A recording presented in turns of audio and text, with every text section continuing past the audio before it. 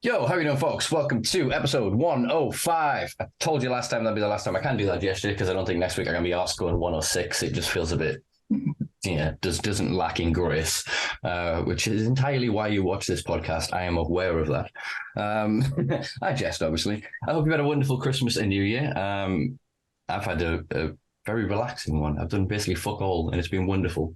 And I hope you've all had the opportunity to do the same. I know a lot of you guys have kids, responsibilities, jobs that didn't, for some reason, stop over the festive period. Almost an incentive for us to join unions. But yeah, I don't want to give away my political inclinations too early into episode 105 in this podcast. You all know how I feel about the situation. Support all the strikes that are going on right now. If you see somebody a picket line, you beat them, you give them support, you give them love, you give them respect, because they are the reason you have a weekend. They're the reason you've just had a fucking Christmas. So yeah, rant over there. Let's move on to an introduction to today's guest. Very rough segue there today, guys, but we'll get there eventually. Today's guest is an award-winning journalist who, after spending several years in the newspaper industry, transitioned into the nascent cannabis sector. They are the current managing editor of the Cannabis Health Magazine. You may have seen this publication, which started, I think, 2020, if I'm not mistaken. I believe 2020. There or thereabouts. We'll take it. They're also a member of the PLEA advisory board. They are Sarah Sinclair. How are you doing, Sarah? Hey, I'm good, thank you. Good to be here. Thank you for joining us. I apologise about how caffeinated that introduction was. I've got about halfway through that cup of coffee and it's just hit me heavy. As soon as the lights went on, it was just time to perform. So yeah, let's calm into this one and give us a bit of background for people that don't know yourself. I've just introduced you there as a journalist who's worked from the newspaper industry. So can you tell us about sort of wanting to become a journalist, being a journalist? What was it like in the sector prior to coming into the sort of cannabis space? First of all, thank you so much for having me. I'm not gonna lie, I've got major imposter syndrome kind of being on this podcast. Reading back through your previous guests last night, I was like, oh my God, what have I got to say here? So basically I didn't always know I wanted to be a journalist, but it was one of those classic things of like, I was good at English. When I was going to uni, I was like, oh, like what should I do? Didn't know what I wanted to do. And then realized that it was something that I was, really quite enjoyed and was quite passionate about. So I did a undergraduate degree first, and then this is a bit of a long story, but it probably is relevant. So I did an undergraduate degree and then moved home after that, because you know what it's like when you live, I'm from Cumbria originally, and I'm sure you'll appreciate I live in the Northeast now, a fellow Northeasterner. It's tough if you haven't got the funds to go and live in London and work for free and, do internships and you don't have any contacts down there. So yeah, I moved back home and I ended up actually getting really ill and getting diagnosed with Crohn's disease during that period. So that kind of threw me off track a little bit. And then ended up going back to university to do a master's degree, also in journalism, but with an NC2J qualification. And that kind of opened so many doors for me because it allowed me to sort of walk straight into a job on a regional newspaper, the Sunderland Echo, which you'll probably be aware of. I worked off for there for a year and a bit, and then just sort of fell into cannabis by accident when a contact of mine asked me if I was interested in going to work for him, and he had a bunch of healthcare titles and had recently set up one about cannabis, and he just happened to be the son-in-law of Professor Mike Barnes. So that was how that came about. And then I started working for Cannabis Health in 2020, I think it was, and it had kind of been around since 2019, but really didn't really get going until we sort of had someone on it full time, and then everything kind of went from there. Yeah. Interesting. So it started as a printed publication, didn't it? I think I've got the first four issues in print actually somewhere. Yeah, it did. Yeah, so we've only recently kind of made the decision to end print. It wasn't something that we took lightly, but unfortunately in the climate, I think the aim of Cannabis Health was always to be in print and to kind of get it into doctors' surgeries and physical places where you could really tackle that stigma, because I think there's something really powerful about seeing and that's why it was called Cannabis Health as well, which is another issue that we now face with SEO and social media, the fact that it's got cannabis in the name, which we could maybe talk about later. But the fact that it was called Cannabis Health was an intentional thing, because it was trying to normalize it and legitimize it, and with the hope that it would be on the shelves in WH Smith's and, would next to all the other health and wellness magazines. But unfortunately, COVID happened. And then, to be honest, no one's reading print magazines at the end of the day, unfortunately. As much as journalists like to kind of cling on to it, I don't read magazines anymore. So why would anyone else? But we do have people who kind of did, older people who would read the magazine, and it is a shame to lose that. But ultimately, it's more important that we can carry on going and be sustainable. And those I won't mention any numbers, but the print costs are pretty high for the income that we were generating. Yeah, it's a difficult space. I think you think of some of the ones that have got sort of longevity. I think of I always quarrel with myself as to whether I should name them another public, and they're private people at the end of the day as well. The bosses behind Weed World, they've obviously been in the game since 1991. They started with Drug World and were very quickly hit with backlash. Went, oh shit! All right, Weed World, just the weed. We'll put the other stuff away. And they've got that kind of longevity. Whereas there's obviously a lot of recent magazines that have tried to break into the sector have always come from that kind of similar ilk. And Weed World kind of set the standard within the UK.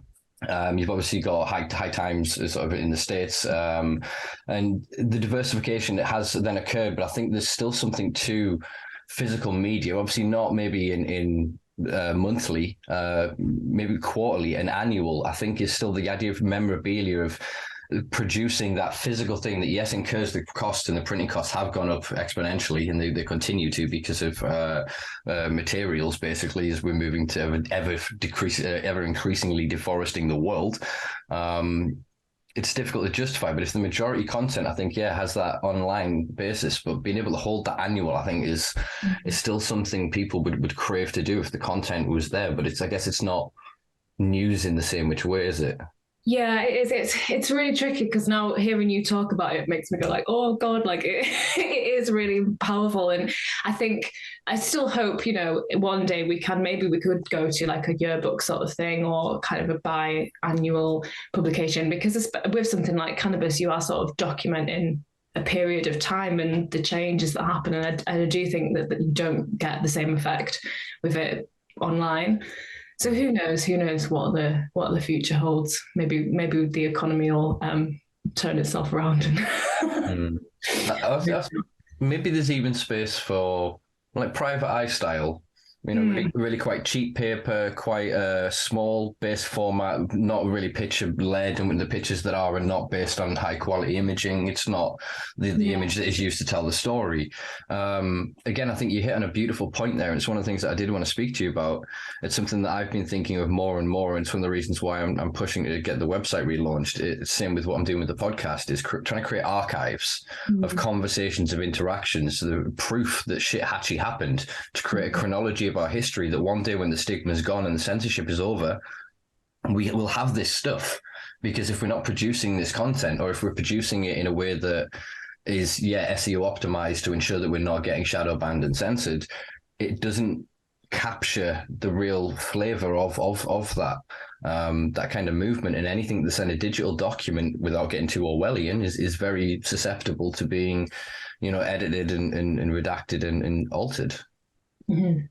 Yeah, yes, it's really tricky, and it's something that I kind of struggle with, as you can imagine, like SEO and all of that shit. Like, I hate it, I absolutely hate it, and it's just something that unfortunately, like, I don't know what the word is, you sort of have to play the game a little bit if you want to kind of have a voice out there, but then is that voice it's really tricky. And I guess, like, as a journalist, first and foremost for me, that's the most important thing, is sort of having balance, integrity, putting out high quality content. But I brought all those values of journalism with me, from when I did my training, and hopefully that shows in the content that I put out with Cannabis Health. But at the same time, you are battling these algorithms, and sometimes you've got to use certain language because it's not going to get recognized by the search engine if you don't. And unfortunately, if you want to be on Google News and you want to be on Google and you want people to read your stories, you're kind of a slave to the algorithm. Yeah, I mean, it's one of these things that it's really difficult because it lessens experience. I had a very in-depth conversation with somebody recently about the term unalive, which is a conceptual colloquialism, common term used in our language at this point, created entirely from the TikTok generation. And it's a way to avoid saying suicide or died or dead. They are unalive, or they unalived themselves. Wow. And so that, yeah, so it means that people then don't use the word suicide because suicide is a taboo word. You're not allowed to talk about it. So then it reinforces that there's firstly something to stigmatize around this, but it also then lessens the ability of people that have suicide ideation to be able to use that word as a way to gain, frankly, the attention that they need. If you are considering killing yourself and you say that to somebody, you want and deserve a fucking reaction. But if you're going, oh, I'm thinking about unaliving myself, it's just this dilution of language, and it's something it's taken me a long time to deal with in my activism work, is to understand why, and it still bothers me and boils my piss, why some people say hemp derived, why people say marijuana or whatever they present it and use language in certain ways.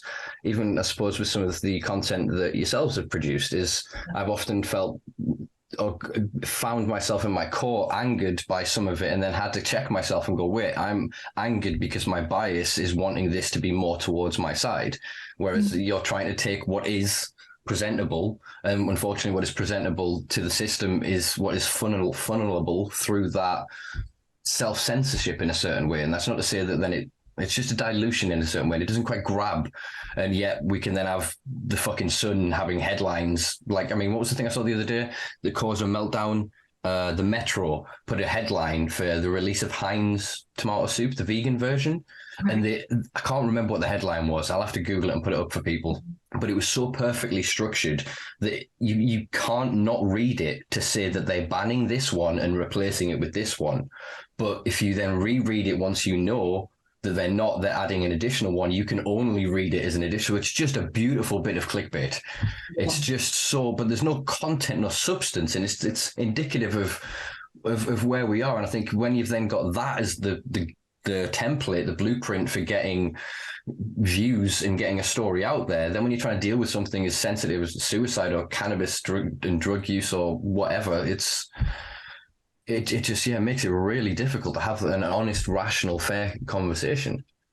Yeah, and I had a feeling this would come up because I saw you at Product Earth when you were on that sort of how weed can save the world panel, and you really got me sort of thinking about language, and because obviously we use the term medical cannabis a lot, and I find it really difficult because I agree with you on a personal level, but I have to remember that, like, in my role, we're just, like you say, reporting on the facts. It's not our job to kind of change what the current situation is. I mean, some people would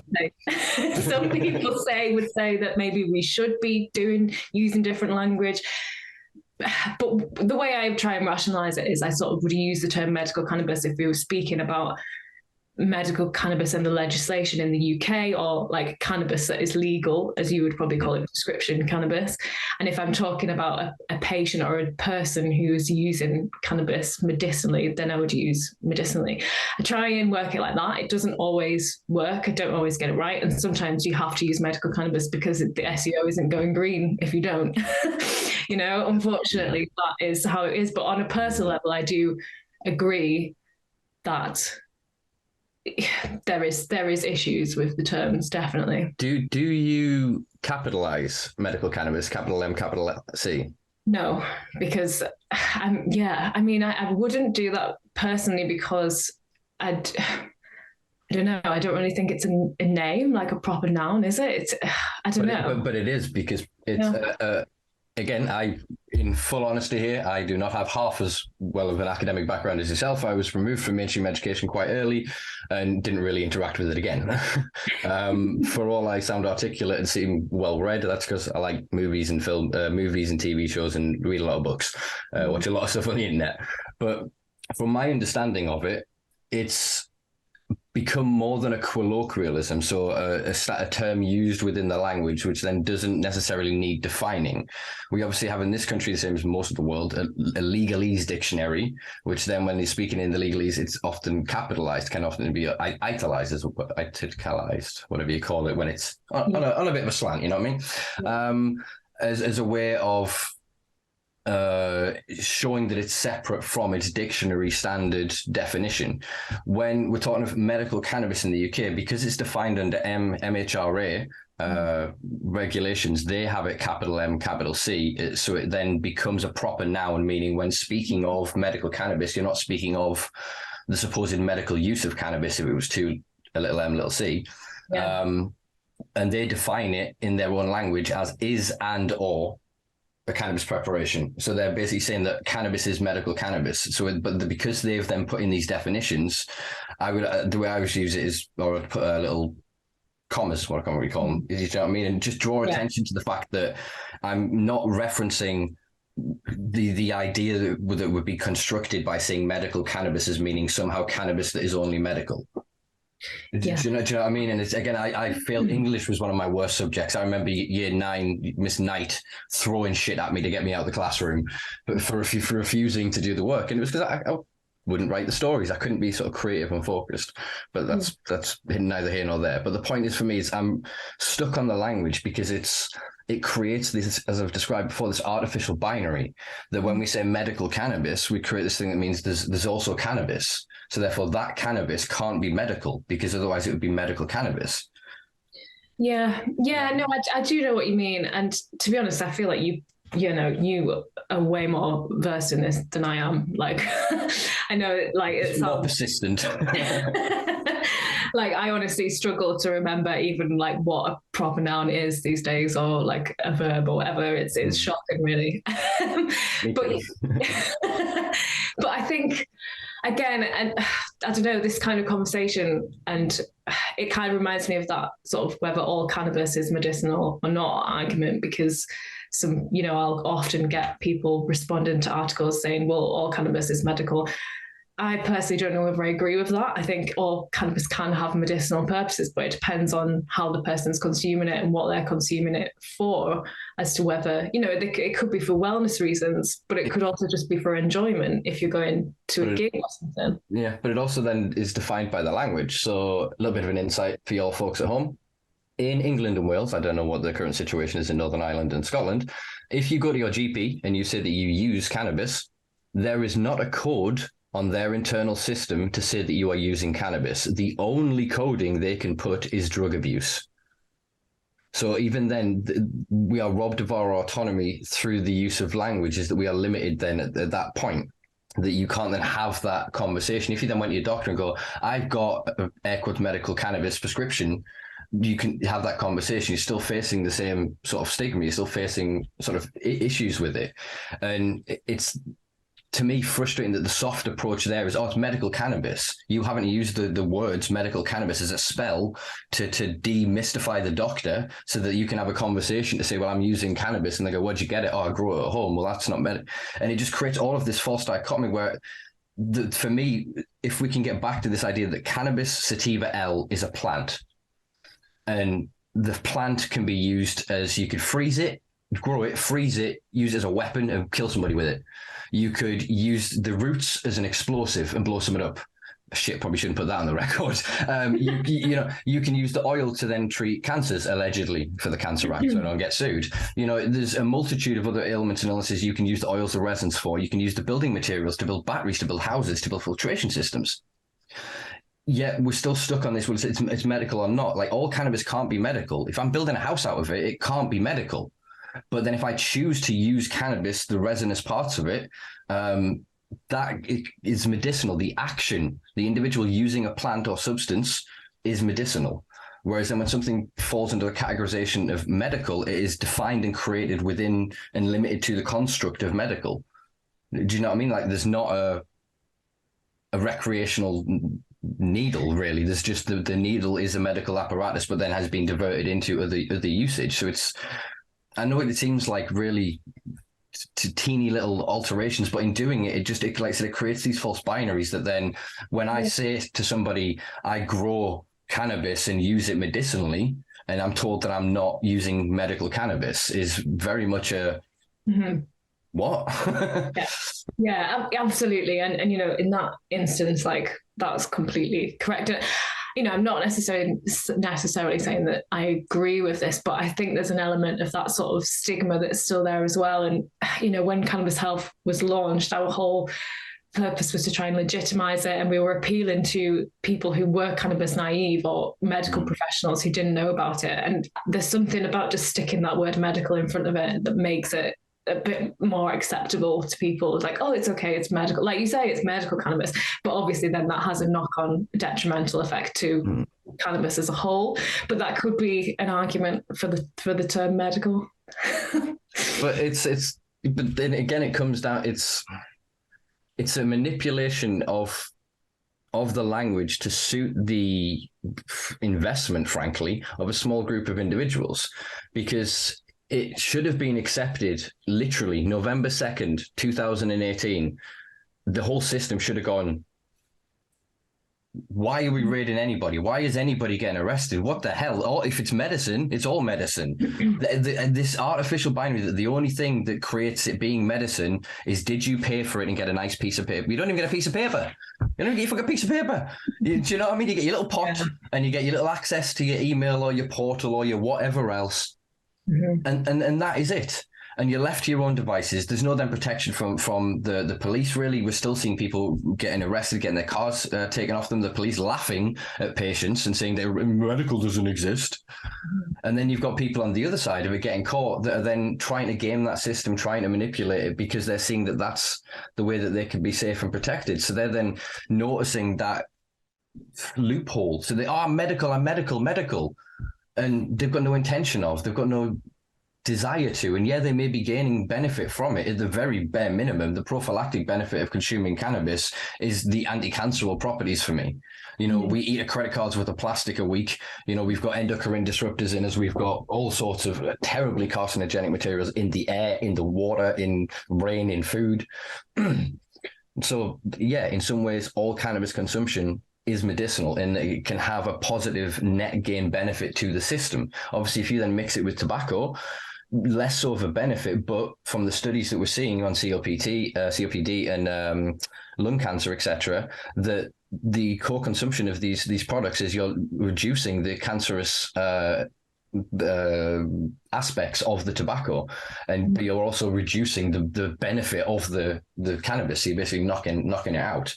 But to then state that the guy walking me on Christmas with my 6-gram cannon with 7 roaches in, sat by looking at the cathedral on Christmas Day, that was entirely for so-called recreation or for so-called fun. But I got benefit from it. It helped with my mental health, my physical health. It definitely stimulated my appetite for the 3 plates of food that I had. When you put it like that,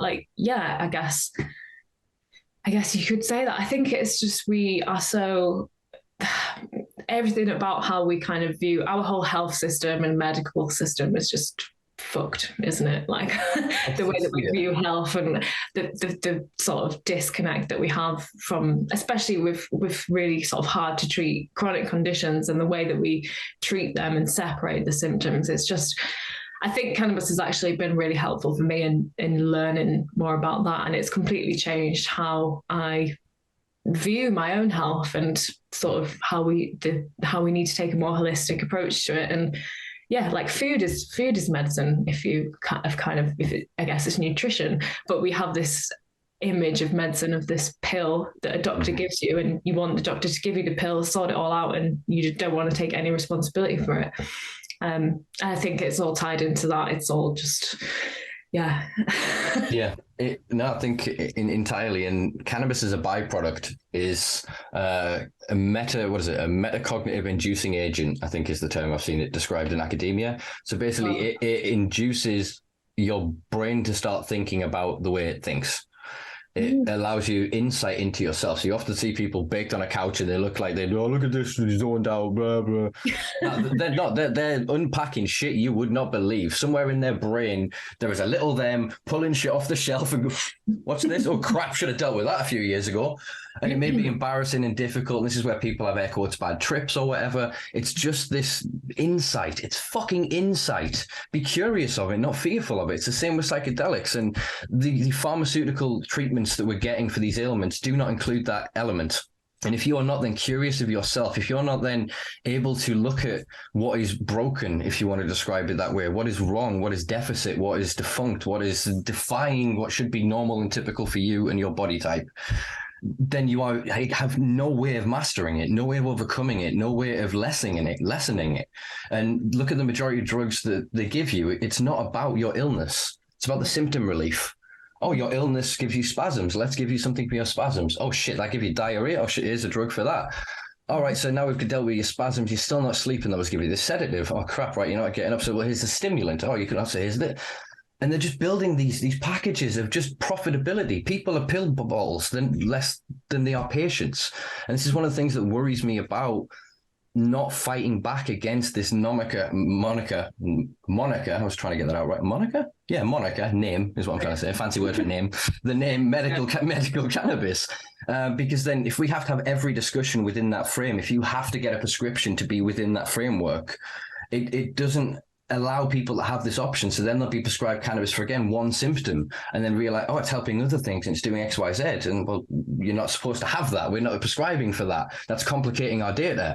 Do you know what I mean? It's, and I don't like the way that that's going forward when actually, if a patient qualifies, the way I would see it is they should be going to a system where you go, okay, let's prescribe you several different cultivars, find what works for you.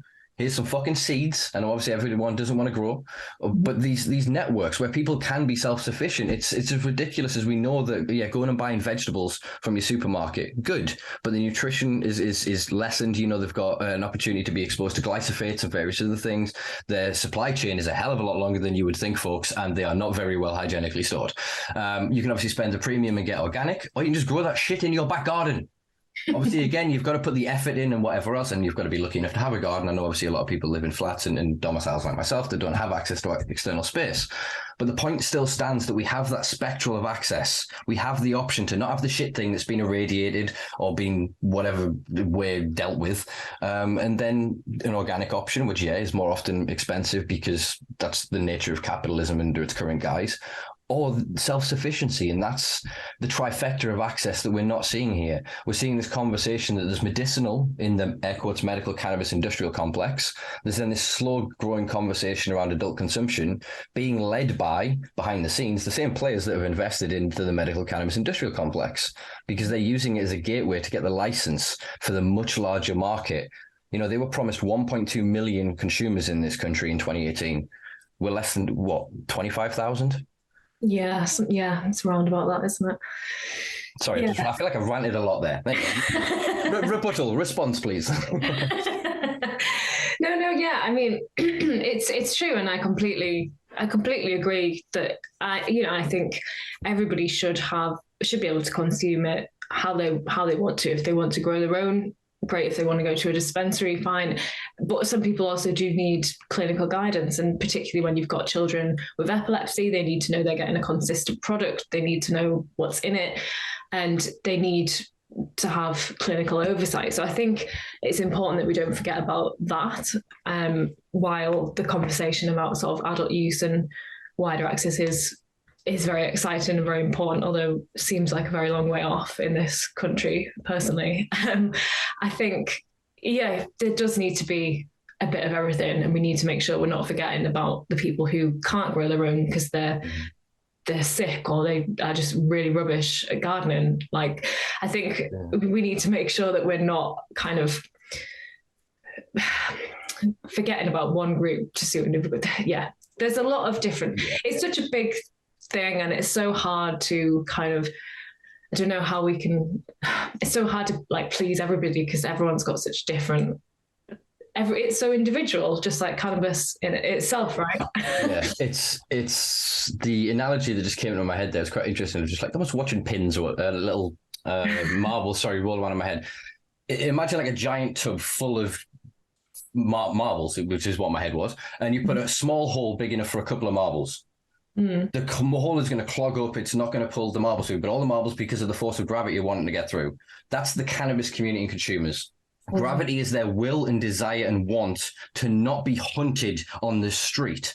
So they will do and say anything to get into that system. So I think the best way to deal with the children for epilepsy, to support the people that can't grow and the people that really need that clinical oversight, is to create more holes where the other arguments and conversations can go. So then it dispels a lot of the pressure, manipulation, trickery, and con artistry, and frankly, criminality that exists within the current prescription system. And I say that on the dispensary level, the distributor level, the prescribing level, and the patient level.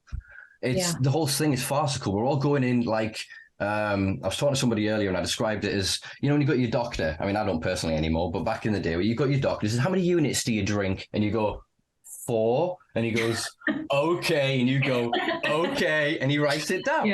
It's the same thing. It's what we're saying about with language. It's a dilution of the ability for us to connect and communicate our needs and desires. And if we as patients can't, and I say that as a patient, can't connect with these institutions and voice our needs and get our needs met, we're going to either try and game and manipulate that system, or we're just going to go elsewhere. And we're going to abandon it. So you're not going to get above 30,000. You'll start to see drop-offs as people go, well, why would I waste my time here when I can get a cheaper product more reliably just by picking up the phone, by texting somebody on WhatsApp? I think it has to be that, the last point be that parlaying communication. It's parallel. If they're not parallel, we're not going to get anywhere. So all the effort was in recreational for a while. Then we went, let's switch and double down into so-called medical. And that's where we got through. That's where the first hole. So everybody's getting, I want to make money. I want to get in there. And they're all doing it on the premise, or the vast majority of them from what I've seen, and I've sat in some hella meetings, that they're doing it to get the licensing with recreational because of adult use, because they've seen it around the world. That's how you do it. Once you've proven your product, you can get it out there. You've already built the environment, the distribution, etc. You win. And that's not representing the patient at the end of the day.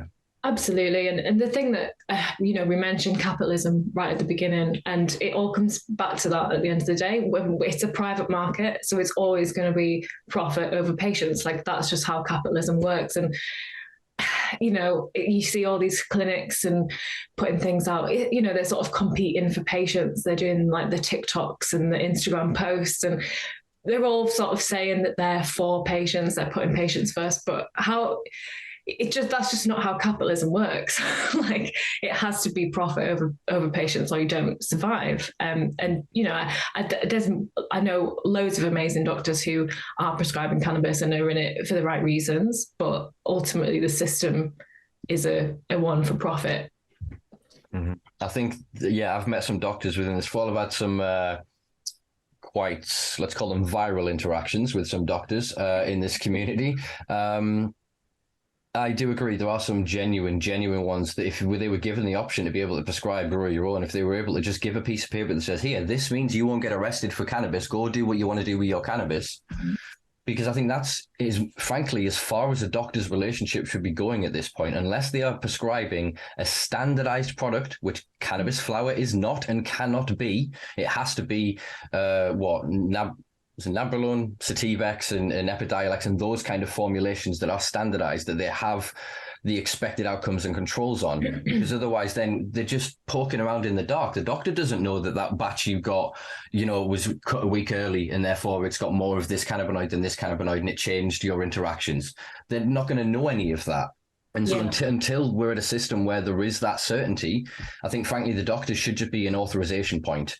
Yes, I've looked at your health. You don't have active psychosis. You don't have a major lung disease, infection or something like that, or a susceptibility to, microbial presence in the flower because of an immune disorder or something like that, or whatever, then you automatically qualify for it. And it's not to not say that those people wouldn't qualify, but should require further analysis to ensure that they are doing as much as they can to be safe for themselves. Yeah. but I don't see any point in there's nowhere. The doctors, I feel the good ones have been caught up with the rest of them in the big net of just going, here's lots of, the NHS is collapsing. Yeah, come over here, lads. We're going to set you up here and you can make £100 in 15 minutes. Would you like that? Would you like that? And that's what they're just some of the pricing structures. And then when people are going, I'm not going to name the clinics, don't worry, folks, I'm not going to get in that much fucking trouble. But when they're set up to have a trust parallel that offsets the costing of this, and they're saying that they're in the patients, but then you look at where the money's coming from and what they're funding moving forward is a bit, yes, anyone that's sat in Cannabis Europa, anyone that's spoken to one of their delegates at that place is quite aware of the nature and the direction that we are currently moving in. And what I want to do, and one of the things I'm really trying to do, and get off my high horse about the whole medical cannabis thing, is to actually support the patients, because I am a fucking patient. Yeah, I don't need clinical oversight, but I deserve clinical protection. I deserve to be able to go into a psychiatrist, to be able to go into my GP, to be able to ask and say, I'm doing X, Y, Z and need help here, and not go, oh, well, you're prescribed cannabis, or you've used cannabis here, or you grow that's irrelevant. You wouldn't then say, you eat steak, so I'm not going to fucking help you. It's trivialities, and they're hiding behind false science as far as I see. They're talking about contraindications and shit like this, when actually the science says the major contraindication is CBD on cytochrome P450. If you think of a high THC product, guess what? That's not really necessarily going to affect the metabolism of the other drugs. So it's farcical. The science isn't the science, and the doctors are not incentivized enough to tell the truth. And if they do, we've seen what happens to them. They get struck off. It's really tricky.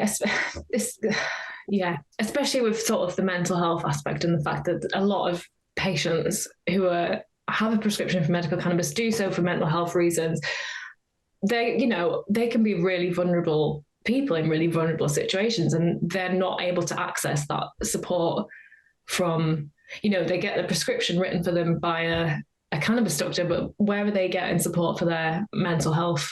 And that, because in my view, you should be able to have access to both. There's literally no reason. Like, cannabis has been legal for medical reasons since 2018. So why does the NHS still have that tick box that says you're a cannabis misuser? You raise an interesting point, actually, that one I haven't thought of. Most mental health services in the NHS trusts are devolved to third parties. Right. Private organizations. So therefore they could work in partnership with some of the clinics. So that would be a brilliant thing. Yeah. If you then are going to be prescribed cannabis, or they recognize that you've been, say, depressed for 5 years and you've been taking all these antidepressants on your record, and then 6 years you didn't do anything, and then you go to a clinic and go, that's because I used cannabis for 6 years. You then get prescribed. Yeah, there should be somebody going, well, why the fuck are you being depressed for 11 years? Can we help you? Can we look into this? And that's not going to come from the NHS under its current guise. So I think actually legally, in terms of, because they are a private enterprise that are subcontracted, the NHS can fight all it wants to go, oh, we can't support this because of MRHA and all the other institutions that are kind of being a bit fuddy-duddy about it. I think you probably could actually connect services like that. And I think that would be a really beneficial thing, because then you'd start to understand and correlate the commonalities between the individuals. And I think a lot of it is going to be socioeconomic. Yeah. And then once we can identify things like that, then we can go, all right, look at what America's doing with social equity and things like that. They're going, if we're going to then sell cannabis, X amount should go into X, Y, Z. If we can figure out the socioeconomic pressure points for the cannabis consuming populace, and then paper that towards politicians, give it, a white paper, I mean, by papering it, to politicians or to others, is going, that's the way you offset your harm, is you actively identify in that populace people that are in vulnerable and problematic states, obviously on an entirely voluntary basis. Literally one quick tick, but you said no, okay, move on, never mentioned again. It shouldn't be a stigmatic, pursuit of the individual. Do you know what I mean? Yeah. Sorry to interrupt you there. That's the first time I've ever thought of that. And I think that needs doing. If somebody is in the clinical space, that is a way you show you give a fuck. That's aftercare. Do you know what I mean? Absolutely, yeah. Yeah, I mean, surely, I know that a lot of people do get mental health benefits from consuming cannabis, but surely the most benefit can come from when you combine that with talking therapies or other forms of therapy, and you kind of...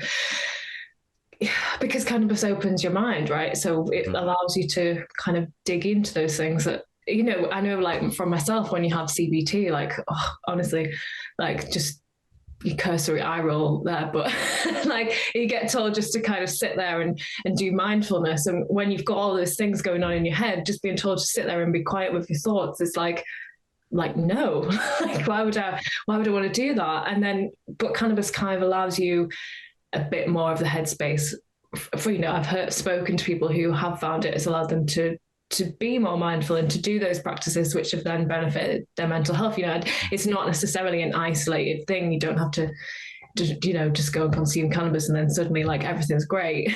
Unfortunately, like it's a progress, and it's a tool, as we like to say, in the toolbox of many different tools.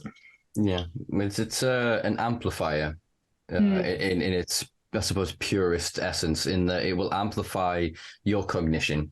It will obviously introduce, we know that it's a neuroplastic inducing agent, so it creates like a new pathways, it creates novel new pathways, and as we said before, it induces sort of metacognition, so that you start to think about how you're thinking, which in and of itself rewires your brain as well.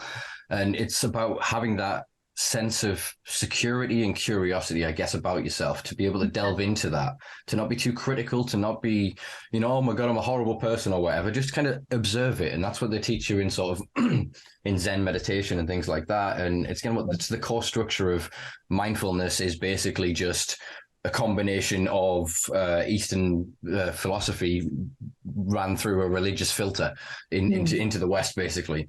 But it's trying to teach you to sit with yourself, and cannabis is a wonderful substance to be able to allow you to do that, because it will relax you and calm you down. Obviously, some people have anxiolytic responses to cannabis because of different cultivars, terpenes, different susceptibilities. We're slowly starting to understand that maybe some people may actually have a genuine like allergy to cannabis.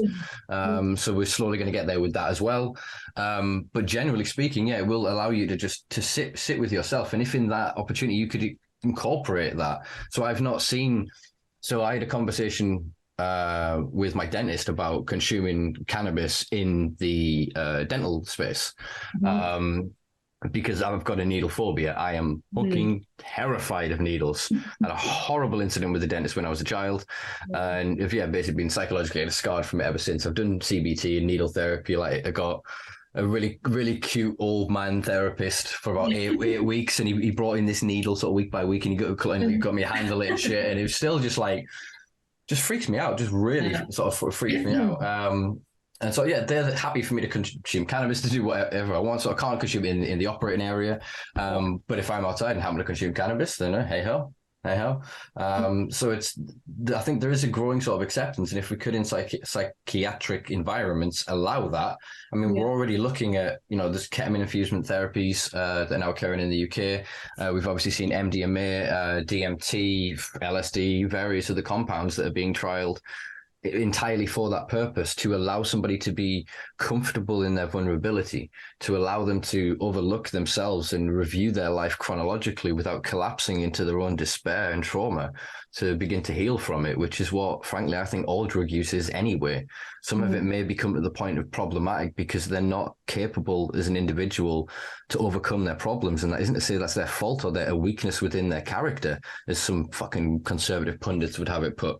It's entirely the weight of being human and conscious is unbearable most of the time, let alone where we currently are in the UK or in the Western world. You know, we are constantly gaslit by our leaders. We are constantly lied to by our media. We are constantly manipulated by everything that makes money from us. And yet we're left here with this itch, this scratch, there's something wrong, and we find something that works. Whatever it is for you folks, you keep doing it. If it's causing you harm, though, try and seek some support. I don't know how you can do that in terms of, I know how you can do that in terms of accessing service, but in terms of how you do that in your own life, reach out and find someone that you love, that you trust, that you care for.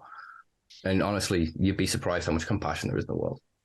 Yeah, that was nice. I was wondering how you're going to turn that around into a positive, because it was pretty heavy. I was like, I'm all about those positives. But yeah, it's interesting. I see it from the other side as well. My partner's a mental health social worker and an approved mental health professional, and he kind of goes in when someone's at a crisis point, and often cannabis will be consumed somewhere. It'll be on their record that they're a cannabis consumer, and it's always a red flag. You know, his colleagues will be like, oh yeah, we've got to get that stopped. That's a negative. It's always a negative. And slowly through me, he's kind of, he's very open-minded, and his opinion has definitely changed, and he's trying to kind of be more outspoken about that. But obviously it's very difficult in that system, and there's so much, it's just sort of years and years of prohibition. It is seen as a negative thing, and to kind of be the person that speaks out about that. Like, this is an area that I don't think we've really spoken much about in the general cannabis conversation, is kind of social workers and that side of things, because they are often the people who are kind of having the direct contact with people, and sort of helping them. If that's generally what social work is, isn't it? It's kind of helping them shape their lives. And yeah, I don't think that's an area that we've really kind of touched on yet. And he's, I really want to do like some training for social worker for the council. And I'm like, there's still a lot of work to do, I think. It's just on to get, if we could get the authoritative system, so housing authorities, councils, etc., private landlords, to understand that, all right, if you personally have come across a tenant, they're consuming cannabis in there, that's really bad for them. I need to save them. Yeah. You don't save them by making them fucking homeless. Yeah. You don't save them by locking them in a cage and getting them to lose their job and tearing them from their family. Just that one, if we can get that one conceptual thing, if we can deal with that, if we can go that, all right, if the reason that you want to deal with this is because you want to help them, cool. Yeah. If the reason I do it is spiteful, I cannot see any difference in how it should be interpreted under the Discrimination and Disabilities Act as going, you're fat, too fat for my property, get out of my property. You're eating too many pies, I'm worried you're going to fall through my stairs, or whatever absurd bullshit, because that's how stupid it should sound. Sorry, I'm getting animated there, but that is literally as black and white as I see it. Obviously, they've got the law on their side, so they feel authorized, vindicated, righteous in their rage and indignation that you dare better your mental health in a way that I personally don't agree with. Go drink 12 pints on a weekend like the rest of us. I think that people don't even realize like why they're doing it. It's not even that they probably, if you sat down and asked them, do you actually disagree with it? No, they probably don't, but it's just so ingrained in us that that's a bad thing to do. You don't do that, and we stop people from doing that. It's just unpicking all those sort of layers and layers of negativity that's been towards the plant, I guess. But yeah, I think it's almost just like, and this, I'm very aware that the services are so stretched. But then it's like, well, maybe we shouldn't be using so many resources, sort of criminalizing and stigmatizing people for consuming cannabis. Well, then we should also then look at the system for all the patients. Shouldn't pay for this, but there should be potentially a consideration of an additional taxation upon the companies that are selling a controlled drug that, as far as the government and the healthcare system is concerned, is a net negative to mental health. So therefore, if they're selling an agent that is worsening the mental health of the country for private profit, they should be paying tax that then should be funding NHS mental health services, should it not? That there's plenty of arguments to be made for this in terms of what they're now looking at with like what they do with McDonald's and shit, and they want to charge them for the cleanup within 2 miles or a mile of their premises. There's then this, what is it, corporate social responsibility or whatever it is, and there's these policies where then the councils and other authorities can put pressure on these businesses that they have to deal with the consequences of their capitalist endeavor, whether it be rubbish, waste, litter, theft, crime. And I think this should then be considered until obviously we come to our rational senses and they go, wait, cannabis is a plant, all right, we got it wrong, cool. Do you think that's ever going to happen? Do you think we're ever going to get to that point? I think it's going to happen in the weirdest way, right? So I woke up the other day with literally like, I felt, I'm trying to think what the movie is. And one of the actors, and he stops and he sees the whole thing and he goes, like, I feel like it's V for Vendetta. And he's like, and the cop guy is like, I feel like I can see how it's all going to end. And I felt like I could see the path to legalization. I went, holy shit, it's Brexit.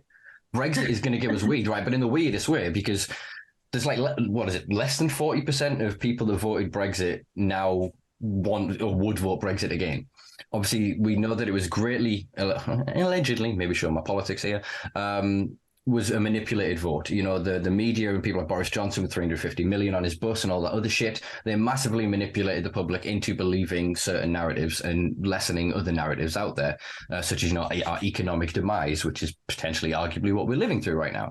But ultimately, there is these voices, these rumblings from the hard-wing Brexiteers that are going, maybe if we just get a bit closer to Europe, you know, if we get that single market, not single one market, collective market. Don't say what, you know what I mean? Do you know what I mean? They're slowly. That's what they're going to have to do. It's the only way this country will fucking survive is we have to get closer to the EU. And if you look at what the European Union are doing, allegedly, behind the scenes. I'm trying to get some Germans on the podcast at this point from different sectors to discuss this, but there seems to be a hesitation being thrown into their legalization movement at the minute because of this larger European model. So if the entire EU as a trading bloc creates a version of adult legalization, and that's got Ireland, that's got all of everything about, we have to move back into that. So I think that we're going to be dragged into legalization probably years after we should have, years after all of the entrepreneurs and the genuine spirited individuals are going to have left this country, potentially myself included at this fucking rate. But we will be dragged into it eventually. I think that it kind of has to be, and it won't be because of or maybe it would be a vote winner. Who knows? I mean, we're being kind of painted into this blue Labour government. So they've kind of brought Keir Starmer in, you know, obviously your boy Corbyn I'm repping today. I didn't realise the relevance of that. But they've kind of moved it from quite a central left to quite a fringe right Labour government that are very neoliberalistic, very supportive of the capitalist apparatus and the continuation of privatisation and asset stripping of the country. So that's very palatable for the Conservative voting base. Obviously, Rishi's now lost a hell of a lot of respect. We had that farce of like however many handfuls of prime ministers we went through and however many other home secretaries and all the rest of it. And I think that's an easy transition. And I think there's still enough, not necessarily Corbynites, but left-wing radicals, and I'm not going to grass on you, Jeff. Oops. People like Jeff Smith and that, you know what I mean? That are in there. They know they don't want a front bench, but they've got a solid base in their constituency that want reform on drugs, that want to see some progress, that I think could have a much more rational conversation. And rather than it being capital-led and about the market share and about the stock market value and all the rest of it, it'll be about let's just stop fucking criminalizing them. I think that's where we work into legalization through a de facto decriminalization, either from the police forces, which we're seeing in various regions, or then the EU pulls its shit together and we're kind of dragged back into Europe politically, because frankly, I don't see an industry we could compete in at this point. We were the financial money launderers. We were drug dealers for 400 years. Do you know what I mean? The Brits. And then we kind of lost share of that market. You know, we fucked up in Afghanistan and in the Golden Triangle and regions like this with the Americans and allowed for those markets to disappear. South America, you know, Colombia is considering fucking legalizing cocaine. They're going to lose all of this slush fund money, you know, and then the rest of it was the city of London and it just funneling all of the world's cash through it. All these models are collapsing, and the only thing I can see is cannabis. I mean, fuck, go on any street in the UK and throw a stone, you'll probably hit a cannabis grow. It's everywhere, and everyone's consuming it, and everybody wants it, and everybody wants to get into this system. And we're seeing by the numbers, I would say the vast majority of them don't want to have to go and lie to their doctor. They don't want to have to go and game the system. That 1.18900,000 80 whatever, I can't do the math on that. I'm trying to minus 20,000 odd from whatever. But yeah, for those people, they're still just going, whatever, I'll do what I'm doing. But they'll feel more emboldened by the idea that there are people out there with prescriptions. So I think that the script, I do support the script idea. I do support the market as it's not necessarily in its full iteration as it stands, but the conceptual idea behind it to protect the vulnerable patients that can't just put up a grow in their spare room, that can't just ring up Dave and go and meet a kid on the bike. You know what I mean? But that market, that system of market access is going to be manipulated by unscrupulous individuals. And we're already seeing, like, I've seen messages, well, I don't really interact that much with a lot of my social media, from people asking me to source them air quotes medical cannabis, not street cannabis. And it's like, so painfully confused, you know what I mean? And so if that's the information's kind of out there, and there's people, I'm not correcting that anymore. I'm not saying I was the arbiter of information, but I used to rail against this 4 times a fucking week on live. There's not many people doing that because it's seen now as an avenue of exploitation. So there's vulnerable patients that are not getting their needs met by the clinics, but are now getting sourced from vendors that have unscrupulous practices that are sort of telling them a product is XYZ when it's not, and then not getting the right response. It's worsening their condition, and worse, it's dampening and damaging their view of cannabis and of the culture. Do you know what I mean? And it's creating that false binary and leaving us in this conflict. Yeah, wow. I don't even. No, absolutely. And I think it just comes back to that thing. I just feel like patients are the ones that are losing out at the end of the day. They're the ones that are getting, even when they're getting their medication from the clinics and the dispensaries, they don't know what's in it, or they're being told certain things are in it, but have they got COAs? Like, there's just so much work to be done. Mm. Yeah, agreed. I mean, the transparency of it in terms of what's the grow mediums, what was the environment that it was packaged in, have you used gases to seal it? There are all kinds of things that need answering. And the idea of then doing microbial tests prior to radiation, not after radiation. There's all kinds of different things that really need to be accounted for. That I suppose it's a spectrum, really. In the best, most naive way, they just don't know. They just don't know. Mm-hmm. On the other side of it is they really fucking know, and they are just gaming it. And when you consider, again, not to get too conspiratorial, some of the investment routes, if you track back investors and whatever, they've been in other markets for 10 years. Mm-hmm. They know how to do this right. Mm-hmm. In other regions. They do it better in other regions. But then when they come to the UK, it's and that's what bothers me, is we're not building the best system for the people that the system is supposed to serve. We're building the most convoluted system that allows for the maximum profit share of investors. Yeah. Which again is capitalism, I suppose. Yeah, absolutely. And I don't know how we solve that, other than kind of having cannabis medicines or medical cannabis on the NHS, which do you think we'll get to that point? I mean, it seems very distant from, like you were saying, about the idea of giving patients different cultivars to go and try and see which works for them. That's not something that really fits into the NHS model. I mean, it doesn't. Yeah, if you looked at my summary of care record, you'll probably see 15 different SSRIs. Is that not them? Is that not them chucking pills at me and seeing what sticks? Yeah. So it's just, we think of it different because of it being a plant, because it isn't a formulation. It isn't a specific drug medication in the classical sense, in that it is a organic or biological material that is then combined with a structural compound, thus creating a drug. And again, even in drug, narcotic, and those words, there's really bespoke definitions that when you get down into it, so the language is a mess. But in terms of the NHS access, I think we are in a position where I'm radical as shit with this, and I've presented this on stage, and I'll talk to anybody that's willing. I've mentioned it to your boy Corbyn. I've mentioned it to many politicians, and I think it is the most radical and sensible thing to do, for all that seems paradoxical in terms. The NHS should grow and sell fucking weed.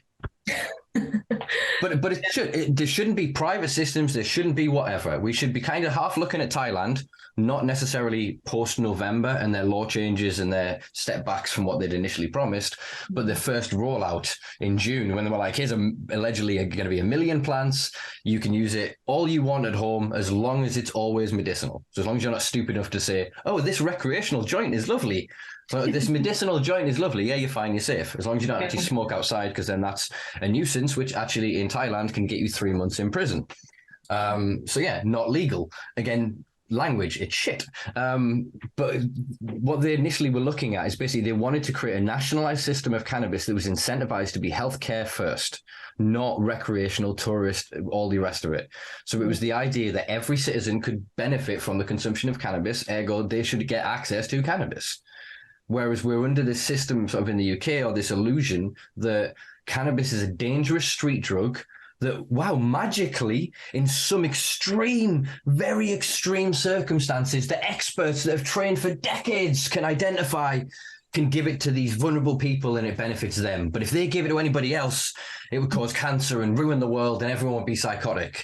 And it's just so fucking, sorry, but delusional. It's so abstract from the reality of it's a plant. The plant is a plant is a plant. You know, obviously there's different expressions of its cultivar. So if we fly over to, let's go to Afghanistan and we grab a nice Afghani and, you know, we fly it over to BC, British Columbia, you can have different expressions because of the microclimate, because of, you know, the nutrients, the air, all of the different things, and it'll express slight variant. So she's not going to standardize into this. And then when they're saying, oh, well, we've grown this here and that there, and it's like 17,000 miles between them, it doesn't make sense to me. When, as I said, you can throw a stone and hit a cannabis grow. She's a weed. Like you've seen, there was a TikTok, or was it on Instagram? I saw it on Instagram, but it's basically somebody had dropped a seed in their car in America, and a cannabis plant started growing. Oh wow! So they'd left it growing in the car. You know what I mean? And it was just showing like that's what cannabis does. And cannabis seeds can lay dormant for 20 years before then sprouting out and coming into a full plant. That's how she takes over. You got to remember, she's a wild plant. There's tens of millions, if not billions, of wild cannabis plants around the world. That's the DEA. They spend God knows how much money destroying cannabis, and we think it's all these giant cartel growers and that. No, it's wild ditchweed. Yeah. We used to have the same in the UK. We had a mass eradication program where we basically poisoned the entire country to destroy any of these feral seeds. So we don't have the same genetic cyclical genetic sort of development of these seeds. So again, we've had it removed from us, but she should be everywhere in the same way we grow rosemary in the garden. I'm not saying that they're comparable per se, but it should just be that, to me, in its most innocuous sense, as a food, when you're cooking it without decarboxylating it. She is a herb. She has no psychoactive effects because all of the cannabinoids are in their acidic forms. She has massive health benefits in terms of the lipids, the fats, even the chlorophyll and the various other compounds within it. If you eat then the seeds as well, it's a complete protein, all of your amino acids, essential and non-essential. So it's a food then when you've grown it. But then if I happen to take that same thing and go, oh, I'm going to set this on fire and I got high from it. Yeah. Do you know how many plants there are that you can grow in your garden that you can get really fucked up on that I'm not going to name because I don't want YouTube to kick me off? I might link you to a list of a very interesting website below. But you can grow tomatoes in your back garden. You can create cyanide from the leaves. You can create a poison from it. Do you know what I mean? But they're not regulated. There's all kinds of, again, plants that you can make allegedly, potentially, I need to stop fucking saying this, potential explosives from. Do you know what I mean? But these are not scheduled. These are not regulated. These are just plants. You know, if you really understand your fucking chemistry, you could blow people up with the random contents of a forest. We're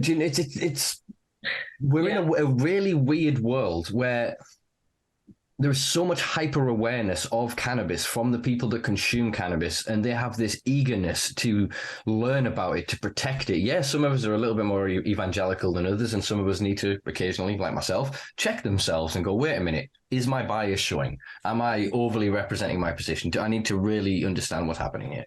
Mm-hmm. But ultimately, they have that curiosity, that desire to know more and to grow more, frankly, as a person and in this industry, because they're looking, like I am, at America and Canada and going, that'll change the UK forever. Everything would be better. The high streets would be back. People would be socializing. We'd have that cafe culture that fucking Tony Blair promised us all the way back when, that turned into 24-hour alcoholism. Yeah. We can tackle these things. I mean, Christ, cocaine is so hyper normalized in this country. People that go, cannabis, I wouldn't smoke that. It's a sniffing God knows what. As long as it's white and it gets them a little buzzed, they don't give a flying fuck. If they're getting 3 for 100, they're living the dream. Like, it's just... Yeah. There's so many benefits to cannabis, and it's like, as you were speaking then, I was just thinking, like, it's like Pandora's box. Like, I came into this, you know, you've been in this for so much longer than me. I'm not really in the legacy space at all.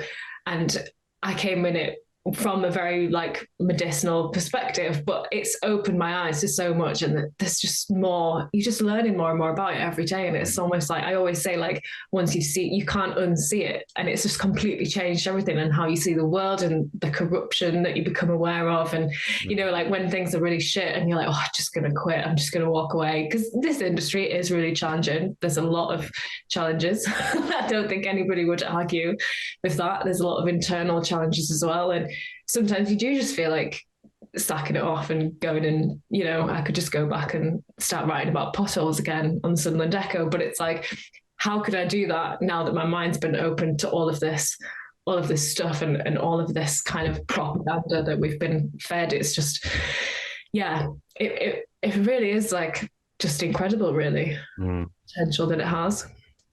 Yeah, it's an insanity. I mean, I've been an advocate of cannabis since my first tack lung. For anyone that doesn't get the language there, tack being a colloquial term in the UK for incredibly low quality soap bar. A lung is a dry bag, so it's sort of like a bread bag in like a cut off bottle lid, and basically you pull down with the chillum. It's like a dry bucket, and you open the bag, inflates and deflates like a lung. It's kind of like an old school vaporizer, but for actual combustion. And man, first time that hit me was like, why isn't this sold in the shop? Why isn't this a thing? Why can I get drunk? Why can I take prescription? But when it was instant, and I was a child, frankly, and it was just like, whoa. And then this lifetime obsession with this plant, because anytime, as you said, I felt like quitting, anytime I felt difficulty in my life, she's there in whatever guise or form. And it's that wonderful thing of, even before like I started growing, gaining access to my own sort of products, was the right cultivar would kind of appear. You know, like a certain like Cloud9 would suddenly appear, or really like blue cheese, or something really what I found anxiolytic at a time when I was very anxious. And then suddenly the dealers would all have a different sort of thing, which is really heady. And it's like, yeah, I need that for when I'm going out. And yeah, and then there's other ones that really body. And it would just suddenly, it feels like there is this, without getting pseudo spiritual or pseudo scientific about it, this connection. And I think the plant radiates in a certain vibration. Again, I sound like very much Russell Brandy over here. No judgment. But you know, I'm just using it as a metaphor to describe it. It's not necessarily the apparatus and the structure I believe in. But we gravitate towards it, in that certain people that can't quite grasp the rest of reality, and I'm not saying that as a weakness or as a failure, that they literally are almost too aware of the world that nothing makes fucking sense, that they smoke a joint and they interact with cannabis and they go, oh, there's lies and manipulation and other people, because most people, they go through the world assuming everyone else is them. And they can't think, they can't empathize, and they can't truly go, well, why would they say so? I wouldn't say that. Why have you just said that?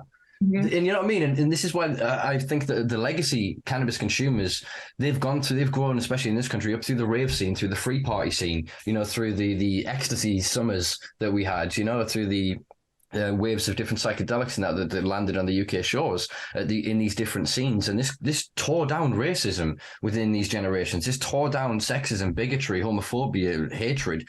People were just like, you take drugs, I take drugs, you dance. Yes! That's all that mattered. That's all that mattered. And then we've had these substances sort of diluted and taken away from us with all these legal highs and these compounds that are lessening that connectivity. Whereas I think cannabis is the most popular recreational, so-called recreational adult consumed drug, legal consumed drug, because it is a lubricant, I think, in that sense, that it allows you to step out of yourself and engage with others with that. Almost, I always call it like a childlike curiosity. You that is aging, trapped inside of the you're pretending to be. Yeah, that's really interesting. Yeah, it's like I think it's possibly Gabor Mate. I'm reading a lot of him at the moment. Had no judgment on the. Have you seen his new book? Yeah, Christ. Yeah, I ordered it the other day and was like, I thought this was going to be a light read. Yeah, no. I definitely should have got the audio book, because it's going to take me like the whole of this year to get through that. But yeah, I mean, I think he says when you think about, obviously he does a lot of work with addiction, and when you think about why people use recreational drugs, it's to make them feel lighter or happier or to escape. Like, why is that a bad thing? Why do we have that such negative association attached to that? And yeah, it's I can't remember what my point was now, but I think there is a connection and there is an element of spirituality to it, definitely. And that's something that me personally, I was not I don't know, I wouldn't say it was like directly linked to cannabis, but by sort of the people that I've met in this industry and the opportunities that I've had, it's kind of led me on a bit of my own personal spiritual journey, which is not something that I ever thought I would be on. So although I wouldn't say it was kind of, I'm quite aware that most people have this sort of really personal story with cannabis and how it came to them and how they got here. I feel like I don't really have that, but it's more of being more gradual process. And I guess my passion comes from the hundreds of different people that I've spoke to and sort of absorbed their stories from. Yeah, it does. But then in that, you serve a utility and a function to those hundreds of people to allow the perpetuation of, their voices. You echo them in a space through the magazine that they wouldn't otherwise have. And I think that's something that needs to be, as we've kind of discussed, we've touched on. I think let's talk about maybe sort of SEO and censorship and sort of media's interpretation, reflection, reporting of cannabis. It's schizophrenic, frankly. It's, if you are just Ethel, 60-year-old Ethel, you read the Daily Mail, have done all day every day since you were a young, and you go down the pub with all your other peers. You smelt weed one time and the bouncers came and threw that guy out because, we don't have them around here. And yet you're reading this and going, well, there's this dangerous, psychotic and psychosis-inducing, addictive, wonderful medicine saving children, causing human trafficking, in modern slavery. Like, it's just, how do you create some? I understand that obviously because the cannabis wealth was aimed at, cannabis health was aimed at people within sort of the medical sector, within that profession and within kind of on the fringes of it. Mm-hmm. Whereas then the press is supposed to report on the state of things. Mm-hmm. So then how is it that we can have such insanely contradictory stories as young Alfie Dingley saved by, cannabis, wonderful story, double page spread. And then literally the next day, there's cannabis terrors taking over streets and violent youths on bikes, and it just doesn't. Yeah. I wish I knew the answer to that, to be honest. I feel like, it's something that as a journalist, you kind of always want to write, well, rightly or wrongly, you always want to kind of be in the mainstream media because that's where the readers are, that's where the views are, that's where the platform is, and that's kind of what you work towards. But now seeing how the media does report on cannabis and the misinformation that is out there, it's really obviously kind of changed my view. And I'd love to kind of, I'd love to just provide some education and some kind of even sort of guidelines on how to report on cannabis responsibly, which I think we're probably some way off that in the UK, or whether that would ever kind of be of interest. But it frustrates me with Cannabis Health that, like you say, we've given a platform to a lot of patient stories and we do give people a voice, but it's in this echo chamber still. We still don't really reach the millions of people that could benefit from it, who don't even know about it or still have archaic views about it. So that's what frustrates me. And then you see these big stories getting millions of views and they're full of misinformation. It's something that frustrates me so much. And it feels like I don't know how you tackle it, really. Yeah. I've long since gotten over the fact that I don't even get rejection emails anymore. I just don't get responses. I gave up on the mainstream just prior to COVID. I think it was because I'd get sort of so far with fuck it for even as much as I did. I didn't know. A journalist kind of tricked me. And he gave me his credentials as being of, I'm probably not name them because I don't want to accidentally infer who this person is and get in trouble. But they basically give me the details of a few different publications. And the insinuation was that it was more of the highbrow one they were selling to. And it very much became quite aware halfway through the very lowbrow one he was aiming for. And as soon as I became aware of it, without naming the publication, I happen to know from one of its former full-time journalists that the readership age and the content that is produced has to be less than that of a 10-year-old. So how the fuck that guy was going to be able to articulate the conceptual ideas that I was trying to present to him in that kind of content was just no. So it's difficult because it's loaded. It feels very much loaded, and there's a. Again, I really want to tell the anecdote because it's lovely, but it would give away who they are. So just different journalists that I've dealt with, they may or may not have ended up together as a couple, and interacted with them at different times, and they both ended up around my house at different points.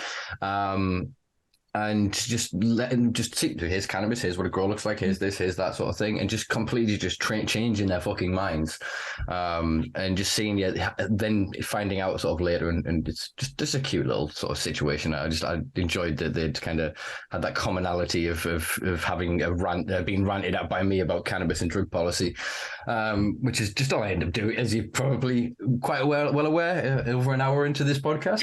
That's my raison d'etre, is to just chat shit to journalists and anybody that will listen about sort of the state of the situation. But yeah, I agree. It's tough because without then creating this kind of self-censoring, SEO optimized work, the online publications are not going to do that, because it's going to harm their metrics. They sell their advertising based on the metrics. If those stories continually have a lower reach, which they will, because the content will then get flagged up when it's shared on social media, the links will get deprioritized, they'll become shadow banned, etc.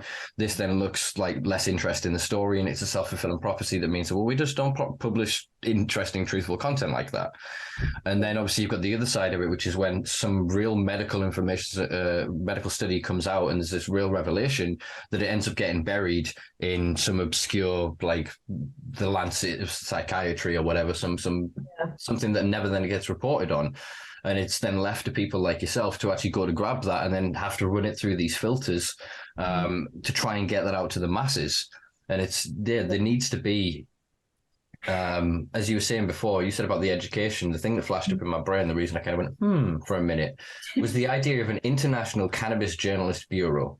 So what is true of cannabis in Thailand is true of cannabis in Canada, in Quebec, in Qatar. I was trying to go extreme on the alphabet spectrum there, but any country in the world. Do you know what I mean? The plant is the plant, is the plant. In the same way we know that alcohol regulation is basically standardized across the fucking world, because alcohol is alcohol.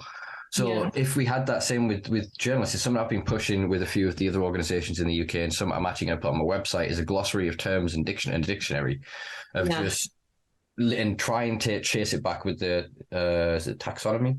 No, I can't remember the word. The origin of the word, whatever the word is, to mean that, to show why then that is the sort of the language, and because then that creates that consensus when we're trying to have these conversations. Because you look at some of these mainstream articles that get through, and it's contradictory sentence by sentence, and it's like, oh, the hemp plant, oh, marijuana, CBD and THC, and it's just these oversimplifications and misrepresentations, and it's frustrating, because then you look at underneath and you go, well, who's the sponsored advert?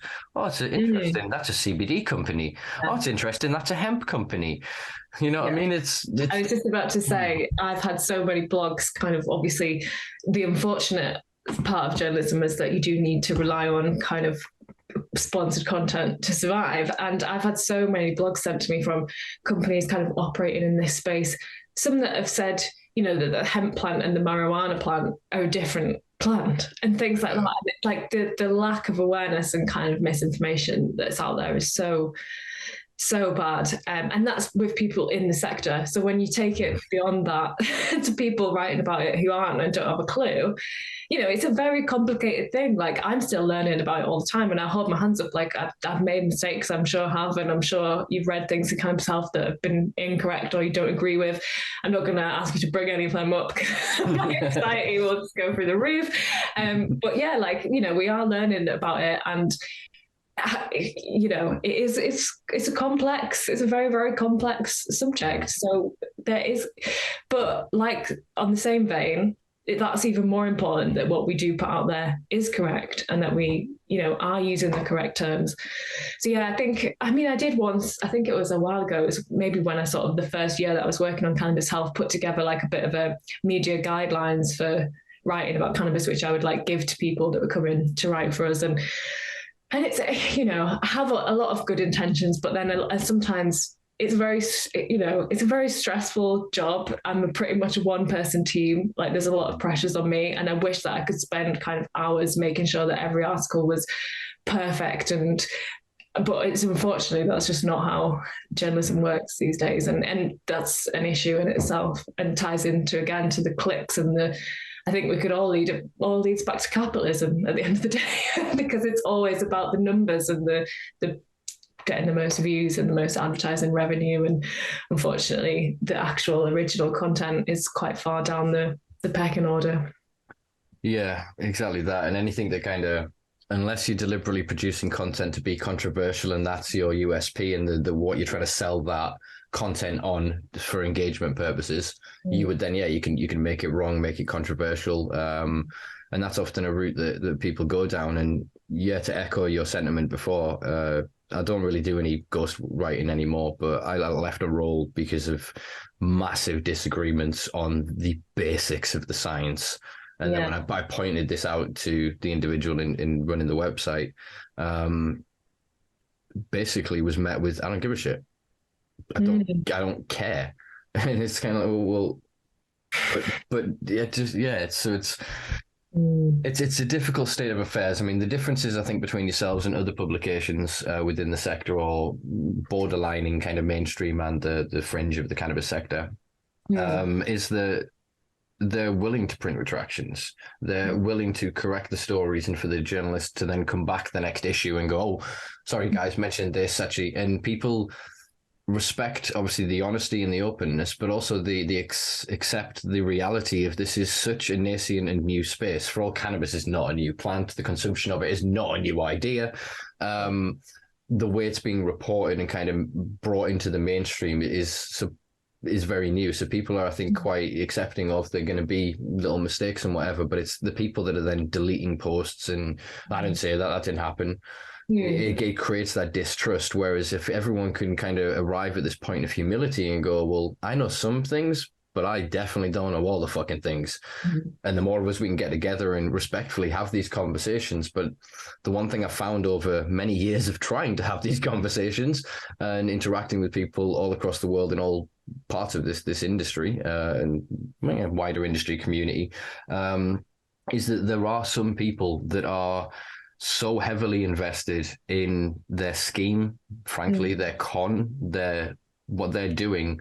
They will lie, obfuscate, destroy, criminalize, attack anybody around them. They will sell their granny in a heartbeat because they think that they're going to be the next fucking Warren Buffett. I don't know. I'm just trying to think of a big investor. Do you know what I mean? That's what they think, that this is their opportunity to cash in and make it rich. And it doesn't matter who they harm or what damage they do. When any time any of us say cannabis, all the words that follow that have to in some way either be prefaced with, this is my opinion, or the science is saying this, or the current science, or the consensus science, or we can't define it black and white. She's just not. She is such a complex plant. I say she because it has spirit. And again, I say that without sounding like a mental case, but like, we know that plants grow better to classical music than death metal. Do you know what I mean? We know that talking to your plants actually increases their productivity, according to certain studied reviews. So we're in an odd place with it. Yes. And I feel like, there is genuine people in the sector who genuinely do have those values, but there's also a lot of people who don't. And it feels like I've certainly come across a lot more unscrupulous. I don't know if that's the right word, but I've had a lot of situations where, it just, people are clearly not in it for the right reasons, or they're not what they say they are. They're not who they say they are. They haven't got what they say they've got. And, we've been screwed over by people in the past, what we've kind of done sponsored things for, and they just haven't paid or disappeared off the face of the earth. And when you're trying to survive as kind of a small independent publisher, that is a big blow, when you've spent kind of hours of your time when you could have been doing genuine, valuable content, doing a sponsored piece that ultimately you've done for nothing. It's just, it's not good. And it's a difficult sector to work in sometimes, I find, from a business perspective.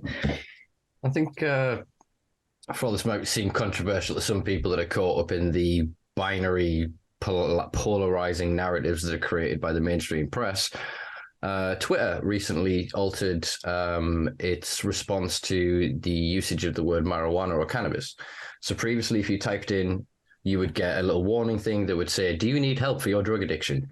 They've removed that. So it would seem that they are addressing its policies. So I think in terms of a slightly less censored platform to be able to push content that is more descriptive and definitive in its in its usage of language is pretty good. Meta is hit and miss, massively hit and miss, but they seem to be updating algorithms to try and compete with TikTok. Obviously, TikTok is destroying traditional social media right now. And there are a lot of people, as we sort of spoke about unaliving and that kind of use and dilution of language. The same is happening with weed. So is it OUI and little leaf and things like that? And there are people like just the insinuations of it. And the issue then that I've got with that is you then creating content that is supposed to be designed for adults, because if we're talking about drugs, it's over 18. That should be a fucking no-brainer. And I say that as somebody who took a lot of drugs as a kid.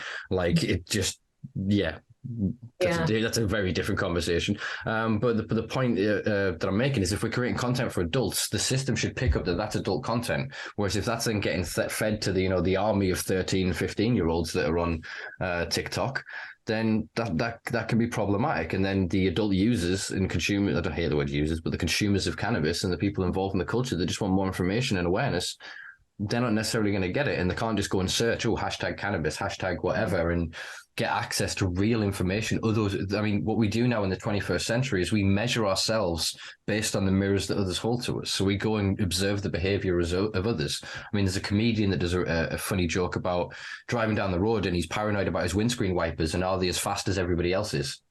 And he he feels like judged. He's like, oh, mine's going too fast, I'll turn it down. Oh, he's turned his up, I'll turn mine up.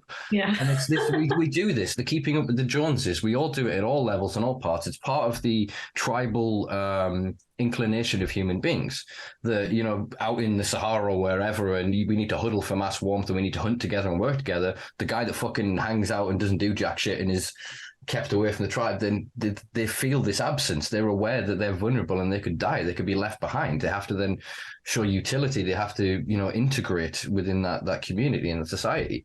And I think that the social media algorithms and the ability to block and ban and cancel really negates that ability. I mean, I think the Greta Thunberg fucking Andrew Tate interaction is a beautiful reason why you should allow morons on fucking the internet. You should allow people that have, morons is a loaded term. That's probably ableist in the sense. And what I mean by that is people that are just openly cuntish.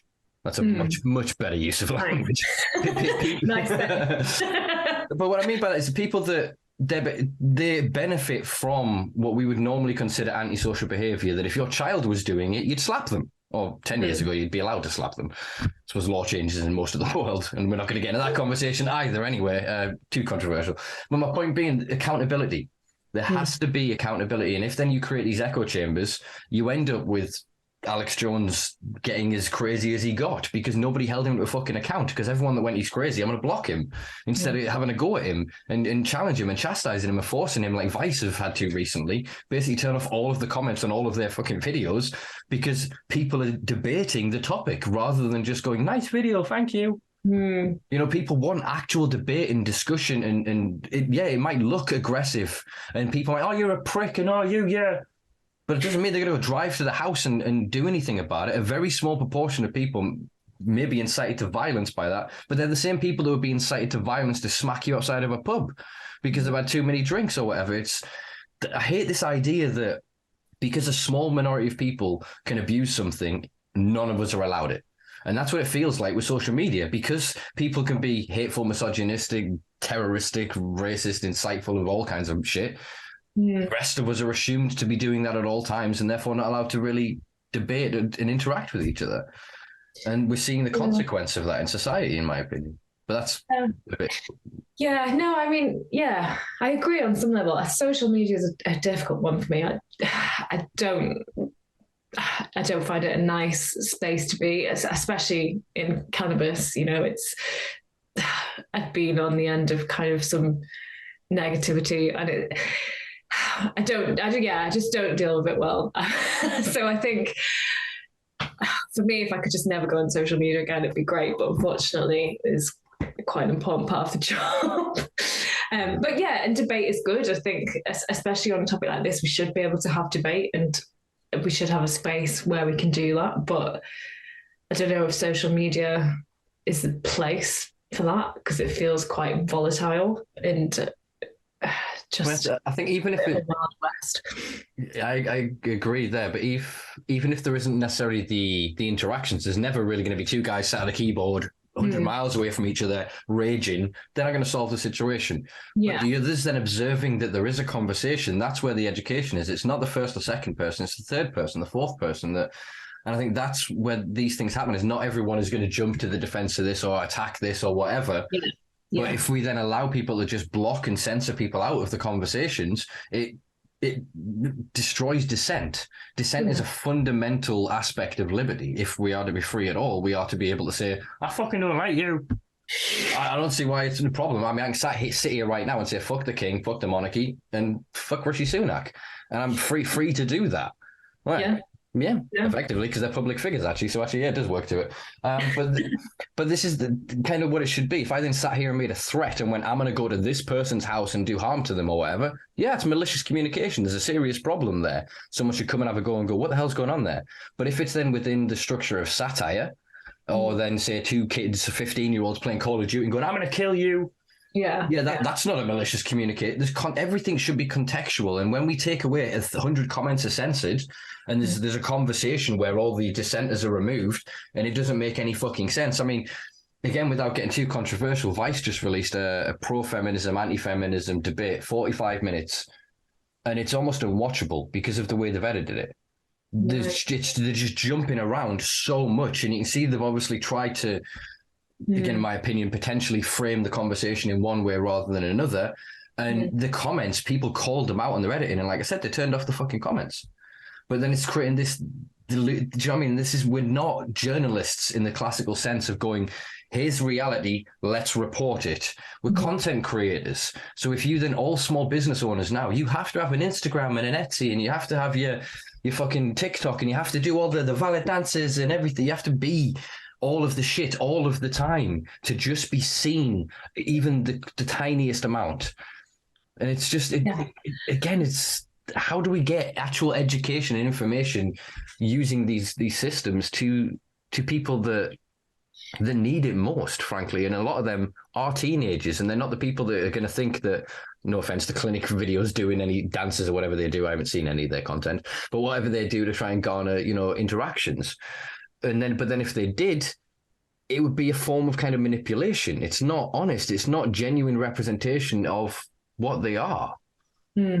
Yeah, absolutely. And this is why I haven't set up a TikTok for Cannabis Health, which I know that I should do, but it's because I can't bring myself to kind of do that shit that you need to do. Like, that's just not who I am.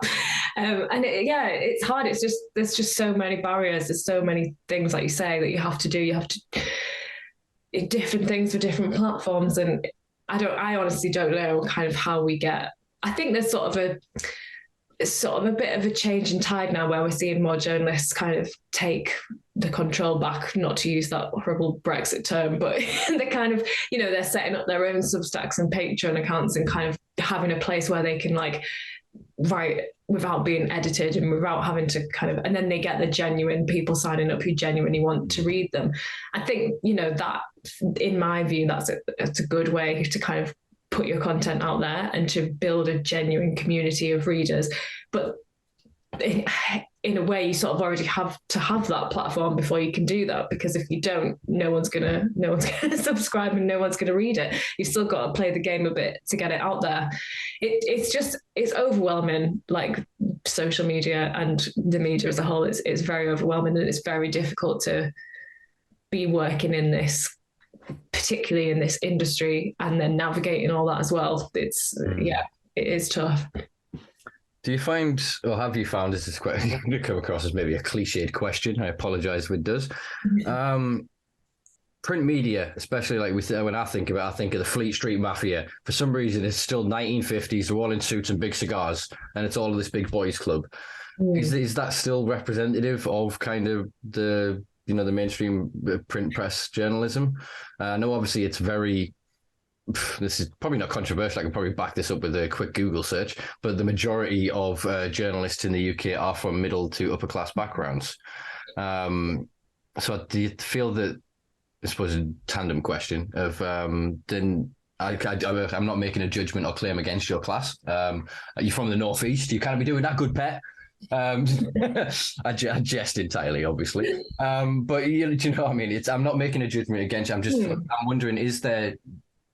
I'm saying that as a northerner, then if you speak, you don't very. It's not very. I'll read how you doing. No offense to my favourite northerners. I know if you get a couple of drinks in us, I'll probably do the same as you do and go very Geordie. Do you find that there's those additional barriers? Obviously, we've talked about censorship, about the drug aspect of it. We spoke about the stigma in it being in the medicinal sector or medical areas. But how have you sort of personally found it in journalism? Yeah, I do think that there are those barriers, like you say. There's no doubt, and I would love to actually do a quick Google after this and find out what the stats are. But that it is majority middle class white. I think probably still majority male. Maybe that's. I think majority private educated as well. Actually. Yeah, absolutely. And that is it's a huge barrier. It's interesting that you mentioned my accent, because I have this. I hate it about myself, but I do get conscious of my accent. I'm from Cumbria originally. I live in the northeast now, and sometimes people say to me like, "Oh, you haven't got a Geordie accent," or some people go, "Oh, you sound like you're from Lancashire," and it's always kind of interesting hearing where people think I'm from. I don't really have an accent anyway, but I do get really conscious kind of speaking to people, especially when you're speaking to a lot of people who are based in London and they're from those sort of private educated backgrounds. And it does make me feel a bit like, oh, do I deserve to be here? I think that's more of my issue, because I do deserve to be here just as anyone else, like anyone from the, anyone from kind of my, everyone has a right to be there just as anyone else. But I don't know, like for me, it's more the location, which has been the barrier, because like I mentioned at the beginning, I couldn't move to London and intern for 3 months for free, because to get, I wanted, back in the day, I used to want to write for like Vogue, and that's not what I want to do anymore. But, that was just an impossible dream, because how was I going to get down there? I don't, all my family live in Cumbria. I don't have any contacts in London, and I just simply couldn't afford to do that. That's the main barrier for me. I am privileged in many ways, and I try to acknowledge that. I'm white. I'm not from, I didn't grow up kind of struggling for money, but I am from rural Cumbria, and that is a very, that has its own challenges. And I don't know. Yeah, I think it's just you don't have the contacts and you don't have the opportunities. So much in journalism is about who you know. It's such a cliche, but it's about who you know, not what you know. And that is true. The only reason I kind of got onto a newspaper in the first place was because of the people that I met while I was doing my master's degree. I was privileged to do a master's degree because I could afford to take out the 10 grand loan to do that, because I knew, well, I had hoped that I would get a job to pay it back. And I had a partner that I could move in with, and we could like split the rent. But not everybody has that opportunity. And I think that's why for me, kind of going into journalism has always been, again, I sound like such a cliche, but it's about giving a voice to people who don't have a voice. And it's always been about that for me, whether that was kind of writing about food banks when I was at the Sunderland Echo, or feminism, or whatever it's been. I always do tend to have a theme of kind of reaching those groups that aren't represented. And I guess that's kind of how I have found sort of a place in cannabis, because there's so much that it goes unsaid. So yeah, that was a long-winded way of answering your question, but I think that, there's a lot of barriers, and I think the mainstream media is not representative of the general population, or even of the many journalists out there that are working like myself for kind of independent, more niche titles. And it's a fucked up system, basically. And as much as I wanted to sort of, I'd love to write for the Times. If they were to offer me a job tomorrow, I wouldn't turn them down. But I think I don't know if I want to be part of that system anymore. Now I've kind of had my eyes opened a bit. I don't know if I do want to be part of that. I think exactly. We are on a precipice culturally in cannabis. And I think at all parts, legal, illegal, being sold, being grown, being used, whatever, just the big cannabis bubble. And I think we're at a point where because it's growing with such ferocity, with such strength, it's going to knock over all the dominant. It's going to be the dominant thing. It's going to take over the world. Frankly, there is nothing that is going to shy of an actual apocalyptic event.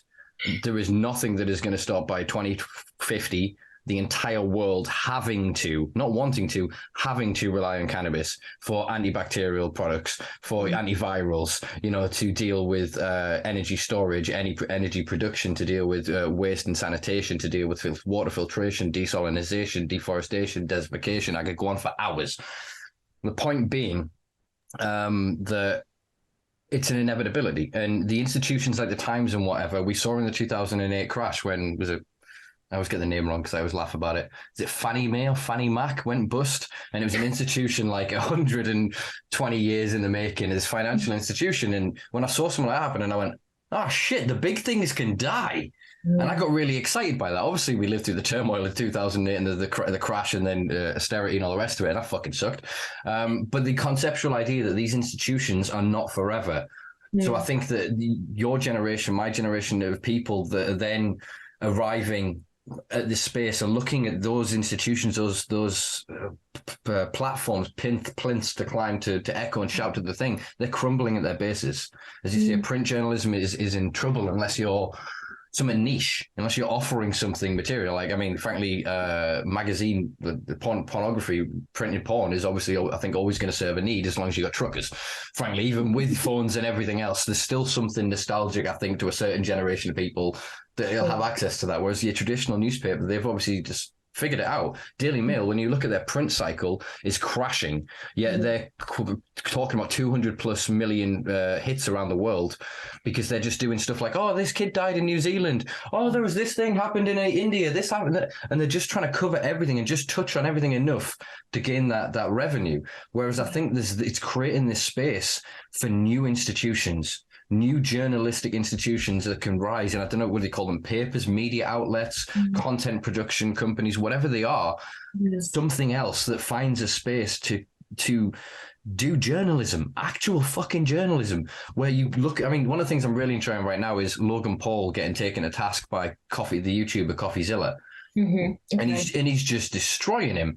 And it's basically, it's a YouTuber calling out a guy who got famous on YouTube, and then he's allegedly huge allegedly conned through several different crypto scams, and then again allegedly through his current thing, CryptoZoo, potentially millions of dollars from investors and from people. And he did these apology videos where he just kind of was like, why would I respond to you, you clout chaser sort of thing. And the internet has rose up and has gone, nah, fuck you. And that's these new movements. We need to get away from these ideas of even not necessarily magazines or even blogs necessarily, but there's new kind of ways to hold people and systems and events to account, to document rationally, fairly, openly what actually happens. Because as we spoke of before, Winston Smith's job in 1984 is to literally sit there every day and make the news of today reflect the news of yesterday reflect the news of today. We were always at war with Eurasia. We've always been at war with Eurasia. And that's what they're going to do with everything else. So in the cannabis argument, I think if we can build the cannabis and psychedelic and just, I suppose, talking about drugs and the human experience from that, even sexuality, humanity, just a humanity. There's the one, a human media company that just documents fucking humanity. It's not from a slant of corporate nature or a neoliberalist or whatever. You go, this guy exists. This is him. That's what it is. Yeah. I mean, that's the dream, isn't it? Yeah. It's... I think you're right. I think there is more kind of grassroots things sort of popping up. I know there's really amazing organizations, sort of like the Investigative Journalism Bureau or whatever it's called, groups like that are kind of non-for-profit, or they're trying to do genuine investigative journalism, which is what journalism is all about. It's called uncovering things that weren't there before, uncovering injustice, reporting on, holding power to account. It's just, there's still a big system to kind of break down. But and I think like citizen journalism, I guess, which is kind of what you were touching on there, kind of like bloggers and real people saying what happened as it was. that is really important, and social media has allowed that to happen. But you also have to be careful because you get people, I do get quite, one of the things that I hate is when there's kind of people on Twitter who say they're journalists and claim they've like broken these big news stories, but they're actually not journalists. They're just someone who set up a blog like 5 years ago. They've got quite a big following, but they're reporting things that are inaccurate. This is one of my gripes, and I'm always kind of ranting about it. I'm not going to mention any names specifically, but there is people out there who class themselves as journalists. And as somebody who trained for a long time and did kind of 2 degrees, and you don't need to do a degree to be a journalist. I wouldn't if I was going to do it again. But I did learn about media law. I did learn about ethics. I did do these exams for a reason. And I think that's sometimes what, especially with things like cannabis, when it is quite opinionated and it is controversial, I sometimes think it's lacking that a little bit, because it's just lacking that, what's the word? Just the objectivity, I suppose. It's a verification of its intention as well. I suppose we almost need, when Instagram got in a lot of shit, and Kim Kardashian and all them, and they decided to combat the sly marketing by going #ad. Yes. You put #ad. We almost need something #opinion. Yeah. And it's, do you know what I mean? Where it's, and something I always try and do on this is, if I ever mention something sort of directly and I'm claiming that one thing specific, I'll try and it'll be in the notes below, sort of thing. Or I'll put it up on screen, or I'll try and show where I've got to that point, or if anything else, it's conjecture based on my opinion, and I will inform of going, well, that's just what I think, sort of thing. I think that you're showing that's so you're seeing it a slight weaponization. Actually, I felt a bit Russell Brandy when I said that, but that's just what I think, because that's what he does. It's the same as how, like, even I suppose it's the Alex Jones defense to a certain and lesser degree of, I'm just asking questions. I'm thinking when Cartman becomes a journalist in South Park and he's like berating Wendy, and then he goes, but is she? And then he's like, because he's asking a question, he can say whatever the hell he wants, as long as it ends in a question. Yeah, but I think it's true. I mean, even like when you were saying that, I was just thinking, like, if we want to publish an opinion piece that someone's written, I'm not afraid to sort of publish a controversial piece, but I'll always make sure it's labeled with opinion, so that if anyone says anything, I'll just be like, well, we didn't say this. It's just an opinion. But opinions are important, and people I think they're more powerful in some ways than like what actually happened, because you can go there where, news journalism can't. And it's just making people aware of that. And especially if you're kind of going to make claims, it's making sure that people know that that's not necessarily fact, or that's just an opinion. It's just all about being clear, I think, about how it's labeled. Yeah, I mean, it's the digital sphere is quite difficult, because it used to sort of be your typical cliched image of a journalist. What's that movie I'm thinking of? The Boston Globe, Mark Ruffalo. Oh yeah. Is it Spotlight? Spotlight, yeah. That kind of movie. I'm thinking of then your journalist with his little book, and wherever he goes, there is proof of it. Without, I'm really not going to name the person, but there's people that then sort of get caught up in that's your account. So you can put your story, but you have to be able to draw that back to that person said this. Yeah, exactly. Yeah. In the digital age, we hyperlink stuff. But as we said before, we now live in a space where you could put that together, and I've done it. I've released pieces on the sites and shit with like 30, 40 hyperlinks. And I've meticulously gone and, all right, this is the research paper. This is the first root of it, not the website that republished it, the first. And you work it out, and then they go and delete it. And then all of a sudden you don't have that accountability. You don't have that. So then everything becomes conjecture, everything becomes opinion, because there is then no basis of it. I agree with, there needs to be, like, I'm not a journalist by any imagination. I write a lot of shit, but it's all entirely opinion based. Or when I make claims, again, I will still link to, and, a little 1, little 2, and it's in the bottom of a publication, or it's hyperlinked or whatever, and try and go, well, that's where I've drawn that conclusion from. But there has to be that verification, because it's the idea of journalistic integrity, that if that is being put to publish by a journalist as insight into a thing, it should be met without bias. Absolutely. And that's the thing that no one trusts anymore. So you end up with Fox News and CNN as binaries on a spectrum of bullshit. And there's just no integrity of any, other than, like you said, there's some Substack and others, but then those individuals, I think, are someone like Matt Taibbi, I can't pronounce his name, and he become overly politicized because they're not then mainstream journalists. And it's then you have to pick a side. I'm a left-wing journalist. I'm a right-wing. It's like, if you're a left-wing journalist, you're not a journalist. If you're a right-wing journalist, you're not a fucking journalist. You personally can have left-wing or right-wing inclinations.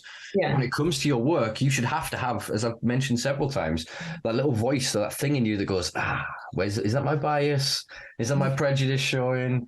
Yeah. You have to hold yourself to account first, and then there should be the editorial process. If you submit that and someone that is supposed to be neutral of it looks over it and goes, nah, then you're supposed to be held to account for it. Whereas it just, because everything's opinion based, the editor then can't hold the individual to account for it, and you end up then just the popular fucking paid streams of people like Boris Johnson and fucking Jeremy Clarkson in the mainstream press, when there's any number of pundits that could be filling that slot every week with actual information, actual journalism.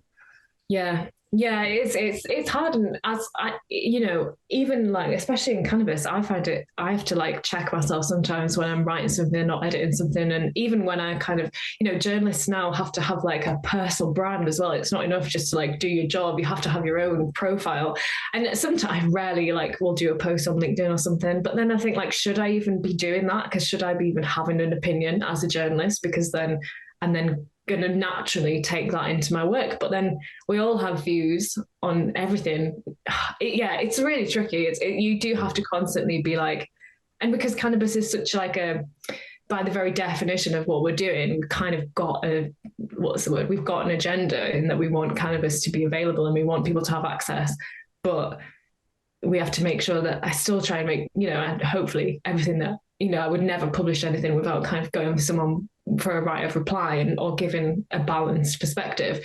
Mm-hmm. But yeah, it is tricky when it's such an opinionated and sort of complex topic to remind yourself of those values, and I think that's why kind of, there's a lot of great cannabis content sites out there, but I don't know how many are actually run. I mean, maybe I shouldn't say that because I don't want to kind of inadvertently slack anyone off, but I don't know how many journalists, particularly in the UK, I'm not sure how many people running these sites are actually from a trained journalism background. There's no disrespect to them, like what they do is great, but I just think that that's maybe something that is lacking a little bit in the sector. I think, with it not being too black and white, as we've had plenty of conversations about definitions and function and use of language, journalist is should be quite a locked term, as you say. Are you qualified? It's one of the things I looked into when I started this, of going, I think I might need legal protection. If I'm just going to sit here and have all these people on, have all these conversations, I am bound to say something that's going to get me in a courtroom because I pissed somebody off. And so I looked into joining like a journalist sort of union or whatever else. And again, the systems are set up that, yes, once you are accredited, then you have that thing, but you are held then to the standards and you can lose your accreditation. There is consequence. I think that is one of the things that is missing from your average blogger. Hey, hand in the air, myself included, they can just slap out some shit and go, oh, that was wrong, delete that. Sorry, guys. Yeah. There isn't the same accountability. So obviously I choose to always try and correct myself. If I learn something 3 months down the line, I remember hauntingly at 3 a.m, as I always do, going, shit, that one time I said this one thing, I need to get on record. And next time I say something about it, get that thing out there. And that's all I'm ever trying to do. And I feel that's what journalism is supposed to be in its core. For all, again, I'm not identifying as a journalist. I'm seeking truth. For all, I have a strong bias, but it's because I have a strong inclination. And I guess I'm seeking the truth of, am I right? Yeah. Do I believe that if the war on drugs was fully ended and people were left to their own devices, that people would do what I think they would do? Can I prove that theorem? Can I then take this evidence to the masses and then go, well, and that's what I think you do. So I think it not necessarily being biased, but a passionate, preloaded journalist, I think, is a powerful thing. So I think of Robert Bellotti, I can never remember his last name, the guy who represented a farmer who's like 100 and some cattle of his died from poisoning from DuPont. And it was all from not Tefal, the product he put on Tefal, the Teflon. Oh, okay. Teflon was a byproduct of Teflon. And so he spent 25 or nearly 30 years, I guess, at this point, representing all of the families and all of these people. And he brought to light that chemical compound, these pharmachemicals, are in 98% of the world's bloodstream, human bloodstream. Mm-hmm. And that was because one journalist who actually, he's not a journalist. He was a lawyer. Oh, that would fit this narrative so well if he was a journalist. God damn it. But still, it's the same idea. If he left basically supporting these companies to protect the fucking people. And it's that kind of impassioned individual that have that preloaded, you're wrong, I need to do something. As long as it's done with integrity, ethically, and openly, and there is no deception. Yeah. I can't see a problem with that. No, absolutely. And I definitely hope I'm not coming across kind of to be negative about people like yourself have such an important role, especially in cannabis, because that legacy side has been such a big part of where we are today. And people like yourself have the knowledge, like just listening to you speak, like you're so knowledgeable about some knowledge. And that absolutely has a part. I just think when we're trying, I don't really know what. Yeah, I think there's space for everyone, but it's just like you say, being clear about where it's come from, whether it's opinion, whether it's fact. And yeah, I don't know. I think it's just me and my kind of not old, but like I say, with my little book, my journalism book, kind of writing everything down and being held to accountable. I kind of, I still kind of live by those rules very much so. And yeah, like you say, we could get sued for libel if we write something about somebody and don't give them a right of reply. And like you've got a platform with this podcast, it's just the same. So yeah, I get frustrated when we sort of conflate people, and I'm not even necessarily thinking about the cannabis sector at all when I say this. It's just in general. There's so many kind of people on Twitter now who just say what they want. Mm-hmm. I just think there needs to be kind of journalism to me is like a trade, and it's something that you train for, and then it's not even, I don't even necessarily see it as kind of like a creative practice, or I can write something creatively and that's one thing, but when I write a story, it's very much like a formula that I follow, and I'll do it in a certain way. But then I guess by the very nature of it, I'm creating something that wasn't there in the first place. I'm getting a bit deep now. I like it, the philosophy of writing and content production. I'm also aware that I'm just going to put my light on because I'm like, you're not going to be able to see me soon. yeah, no worries. I'm quite aware of the length of this, so I won't keep you that much longer. I've only really got a few more sort of points or questions. Yeah. I've thoroughly enjoyed this, and again, one of the reasons what you said before about sort of quite earlier on about sort of having imposter syndrome for being a guest and being in the hot seat this week. But one of the reasons that I wanted you here is that because of the space that you're occupying, and because for all, as I've said, I probably have and probably will in the future disagree with some of the content you produce, but not because of the accuracy of it necessarily. I think it's difficult in that you often can't provide a balanced rebuttal for something if you don't know it. And often content needs to be produced, put out into the world for somebody to go, but, we can all do our Googling and our research and whatever to a certain degree. But if we just miss a keyword, as we said with search engine optimization, you might not learn about an entire blind spot within a subject or in a topic. But the fact that it's done with journalistic integrity, as I said, that is what matters most. And I think, promoting the opinion pieces, I think is brilliant. I think there just almost needs to be this space between kind of cannabis health and say like Weed World and Skunk and High Times and Leaf, and there needs to something that isn't fully focused. It's almost like cannabis lifestyle, but not necessarily the gang lifestyle. Not all about your pop tops and your Mylars and whatever. There's no disrespect to anybody in that world and in that life. I'm half in, half out of that life, I guess. It's just to show that diversity of the human experience within cannabis. And I think it's whoever the saying of, if we could all hear each other think, we'd all be, laughing hysterically at how stupidly similar we are. It's the same thing. Sorry, I was just going to say, it's interesting that you say that, because I think just by the nature of the sector that we're in, we are continually evolving depending on what is happening at the moment. And initially it was very focused on medical cannabis and, that and patient stories and kind of getting those out there. And that was because it's still difficult in the UK because obviously adult use isn't legal. So we have to be careful that we're not kind of promoting too much well, the more I'm in it, the more I'm actually like, don't really care that much, to be honest. But there's a part of me that thinks, we don't want to kind of get ourselves in trouble by promoting illegal things. But the more that we evolve and, we are kind of looking to expand into Europe now. And obviously those markets are further ahead than us. And I do want to do more. I'm about to kind of actually, like this week, 1st of January, I've been kind of doing a bit of content planning and rethinking the content that we put out there. And I do want to do more of that culture and lifestyle stuff and more stories around using cannabis as a tool for wellness or just pleasure in general. And, that's something that I am aware of. And I'm always kind of thinking how I can take it to the next step. So, I'm always open to kind of feedback and like from yourself. And I agree, there is kind of something missing from one extreme to the other. And it would be good to kind of grow more into that space. I feel like it's already a brand. It's already something, but the conception, the 3 words that went in my head there were Cannabis Voices Magazine. And it's just basically, you would have, say, an overarching editor, traditional structure. But then you would have basically content created and curated by a champion, an individual with lived and living experience in whatever sector. Yeah. So say somebody in agricultural production of cannabis, if they want to call it hemp, then call it hemp, fine. Patients' voices in one, and then even like as they do with like Weed World, they have Psy 23. Yeah. Which is, who knows who that is. It's this various magazines like Mr. X when Carl Sagan published about cannabis.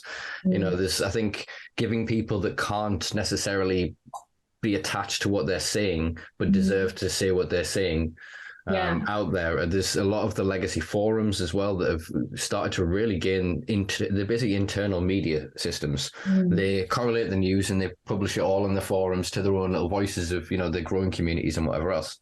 Again, this I think the space to sort of to crack that, to give people that are champions with that lived and living experience, that bring gravitas, that bring a certain what's the word I'm looking for, validation to it. Do you know what I mean? In terms of that they're not just some random sort of person, and it allows people to kind of to get to know different character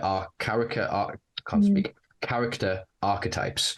So rather than having to get to know each individual and then go, oh well, this is what, say, the adult user, an average adult user, then it just introduces each other to each other in a way, and it puts them again in parallel. That what's the difference between the guy that's got this diagnosed condition and gets this prescribed versus this guy that doesn't have a diagnosed condition and doesn't have a prescription but accesses this way. It starts to just help to dissolve the stigma by giving equal footing to both sort of arguments, which I know is very difficult in a publication currently titled Cannabis Health Magazine. But it's a conceptual, it's something sort of moving forward. As I said, I still envision a new kind of media that is almost a Fleet Street newspaper in a kind of way, but in a digital sense, that is then decentralized in that it's still journalists doing whatever, but it's the things that people want to read. Look at TikTok. The reason it's so popular is it's people looking at people. Look at Gogglebox, whatever you call it, that TV program where people watch TV. Yeah. we love looking at each other. We love peering into the private lives and the spaces of others, to just, as I said before about the fucking windscreen wipers, we just want to check we're normal. That program, what is it, Naked Date? I don't know what. I'm my age here. But even that sort of thing that was massively popular because people just wanted to look at each other's bodies and go, all right, mine's about normal. Cool, yeah, fine, yeah. Do you know what I mean?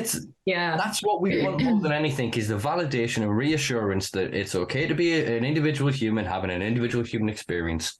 Yeah. And if you happen to gravitate towards cannabis, welcome to Big Tent. Come sit down, roll a joint, have a chat.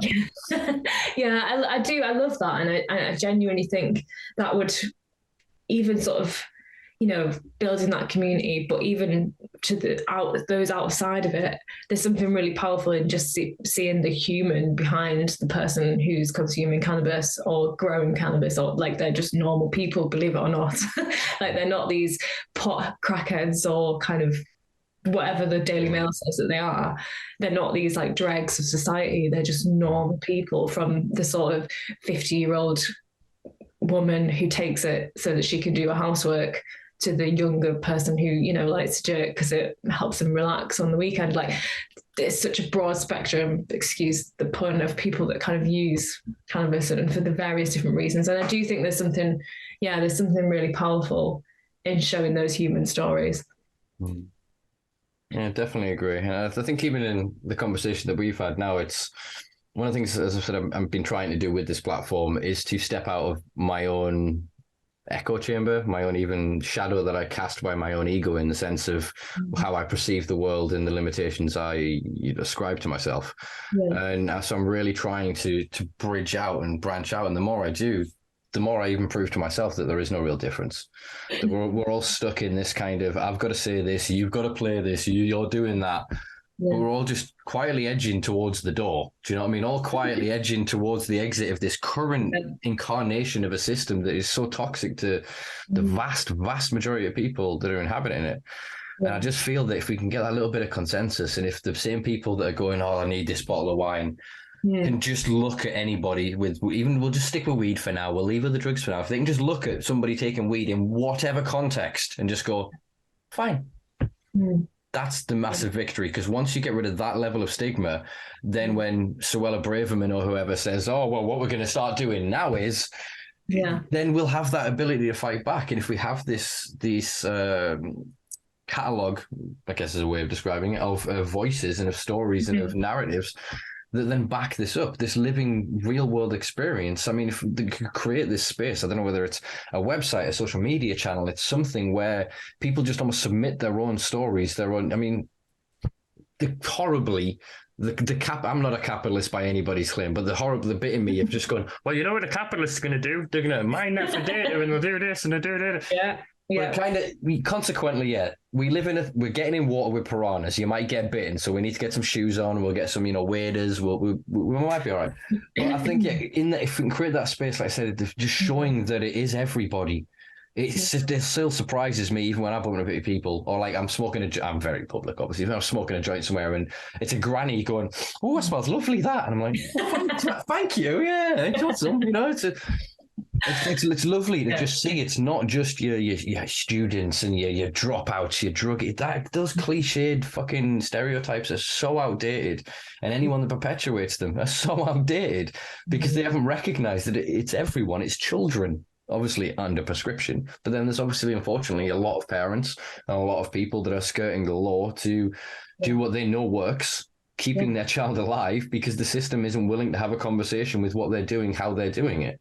Yeah, I mean, we haven't even really touched on that yet. But I recently did a story about kind of two parents whose son really sadly got diagnosed with DIPG brain tumor. It was incurable, and they sort of started growing cannabis on their own to try and treat him, and he ended up living for an extra sort of 4 years, I think it was, than it was predicted. And they felt, what really struck me about when she got in touch was how isolated they felt and how much shame they were carrying for what, even though they were really proud of what they'd done, they couldn't really be open about it. They couldn't tell anyone. And even at the end, when their son was sort of, in the last moments of his life, he didn't have access to that cannabis that could have provided him some relief. And it's those kind of stories that aren't told. And sometimes it's just, and that mum had sort of she was trying to write a book about her experience, and giving a platform to those stories is really powerful. And ultimately that's what, I haven't done it as I feel like I haven't done it. I always feel like I'm not doing my best work, but I think that's just kind of naturally how I am as a person. But I do feel like, I haven't done as many of those stories recently, and that's really what gives me the energy to keep going and the energy to still be here, even kind of how shit it's been, is that the stories that I've heard from people and the bravery and the courage that they have, and sometimes just allowing them to say it even in their own words. Like, quite often I'll say, or somebody will kind of send something in and I'll just publish it as it is, because it's so much more powerful than me trying to edit it or put it into my words. It's their story. So yeah, I think a place for people to have that is really powerful. I don't really know what my point was, but that story was just one that really, really has kind of stuck with me. And imagine, how many other parents and families out there are that are going through a similar thing. Yeah, and it frustrates me deeply, because we're back to that social media censorship. They would have felt a lot less like an island if on Facebook they could have just typed in child cannabis. I'm not saying that there should be content for children of cannabis, but picking up keywords and phrases where other parents have posted, my child is taking cannabis, whether legally, illegally, whatever, just other information out there. I mean, Jesus, the thing that still scares me is the generation above me, so 40 plus, still some of them are scared to type in words into search engines. They won't search, why is my arse bleeding? Why is, I'm saying in the crudest sense, but this is why they'll die. Men are dying in that age bracket from fucking prostate cancer. They're dying from things because they're too embarrassed to Google the fucking thing, let alone go see a doctor. There's parents out there that are then scared that if they type cannabis into Google, the police will knock on their door. So when they found that it's the only thing that works, and they can't reach out because of all of these false barriers, literal bars around them, encaging them in this perception of what the world is. And it shouldn't be that. Like you said, if there was a space to just look and go, like there are certain brackets in Reddit for all certain things have been taken over by certain narratives. There's still some places on platforms like Reddit and others, when, like you say, the 420 forums and things like that, where people are really actively sharing their fucking stories. And obviously there is still potential pirates pillaging the for profit and stealing from people and setting them up and doing whatever else. But there is self-policing, there is self-governance. But I think if we could have something more mainstream that kind of shows that, I don't see a problem with that. It's testimonials at the end of the day. It almost needs to be framed in a way that is beyond censorship on social media, because it's not offense. It's not a thing. It's a statement. Do you know what I mean? And obviously, I don't know half of the things that you know about content law and media and all the rest of it, because I've frankly just gone, fuck it, find me. I've got nothing. What are you going to sue me for? Here, I'll take the cat. You can have me flat that I don't have. That it's not my. I don't own it. Well, yeah. I think there's a middle ground. I think I need to sort of, obviously with Cannabis Health, I do sort of, like we say, we are accountable, but I also realise that there's a lot of censorship that goes on. There's a lot of corruption, not in Cannabis Health, but like in the wider media. And maybe we just need to step away from that a little bit and just do what I think is right. I don't know. It's interesting. What I was going to say is kind of, how would you protect that from the capitalism and from the profit, and how would you fund it and make sure that it didn't fall into the same issues? Yeah, that's an open-ended question. I'm not expecting you to have the answers yet. No, of course not. Answers on a postcard below if you've got something to put forward to this. But I think it's difficult because I've seen people with the purest intentions and the most genuine of, desires and wants for the air quotes perfect outcome. I've seen a lot of naivety as well, I'm not going to lie. But then I've seen a lot of people get ground up through this, like a sausage making machine, and they're just torn apart and reconstituted in something that isn't them. It's representative of the larger system rather than what they wanted to ever achieve within it. I think it's about, I guess, you either go down a brandizing route and it becomes a thing in and of itself. So it then people want to pay into it. You go down, I suppose, charitable routes, and you go through donations. Because I've met people and I've had some, that really sent something horribly emotional through me. I've had conversations with people that have money like there is no fucking tomorrow. But they don't have tomorrow. Do you know what I mean? And they'll get a bit of weed and they'll go, oh, wow. They'll try a bit of oil and they'll give them 6, getting a bit emotional there. You'll give them 6 months, you'll give them 12 months, you'll give them that extra bit of time. And that person then doesn't want to give their nephew that was going to have the will of the house, who the guy who wouldn't help him, who didn't think of it, or wouldn't support him, or would demonize him for it, or, you know, his whatever family or relative. Or I'm basically trying to paint a system of there are people out there who will give you the world if you give them a month. And I think it's about how we structure this. And it's what I've said since day one, is that we have to be mindful of the creation of a larger organization that has this conversation that goes, there are these people, there is this thing, they do this behavior, this is the outcome. We deserve representation. It, like I said before, as stupid as like when I made the fastidious point about the landlord, of sort of going, oh, you're fat or whatever. Like, it should be as stupid as that. It should be it's discrimination, regardless of whether the thing is illegal or not. I mean, you can argue in certain regions, I suppose, which is going to get a bit vulgar, where, say, sodomy is illegal, but then rape is still. So the way that the spectrum of offence works in the private, you're not going to get prosecuted for a consenting act, whereas the consenting act still won't be illegal, but it's duplicitous, I suppose, in the law. I've framed that really poorly in my language. But to kind of get the point I'm sort of trying to make is that even though the thing can have a legal context, because there's a legal context, it deserves to be allowed to be mentioned because it's a thing that exists. Yeah.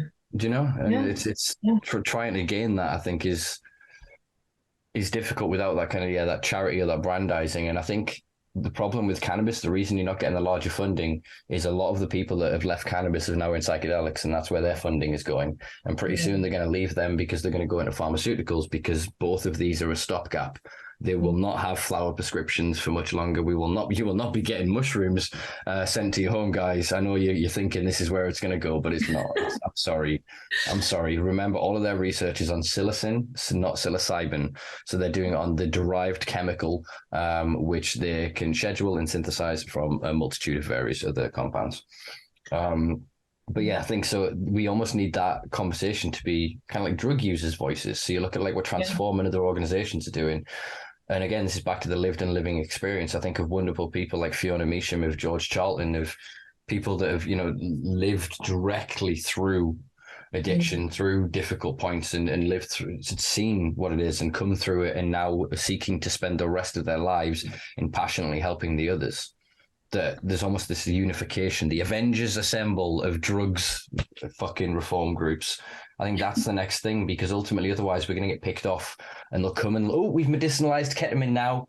Yeah, we're gonna up it in the schedule as well at the same time, so you get more punished at home. But if you want to give us $6,000, you can come and get it infused for a couple of hours 3 times. Yeah. Do you know what I mean? And they're going to do the same with weed. They'll do the same with DMT and everything else, and they'll remain scheduled and demonized and criminal drugs for us, but highly profitable, commodified resources for the capitalists, unless we have this just acceptance that, again, you might feel uncomfortable once you have the idea of somebody, putting a band around and building it. I'm needle phobic, I've been comfortable with it just because of the needle. But if you're uncomfortable with the conceptual idea of somebody hitting up heroin, and you drink alcohol or consume caffeine or eat sugar or smoke tobacco,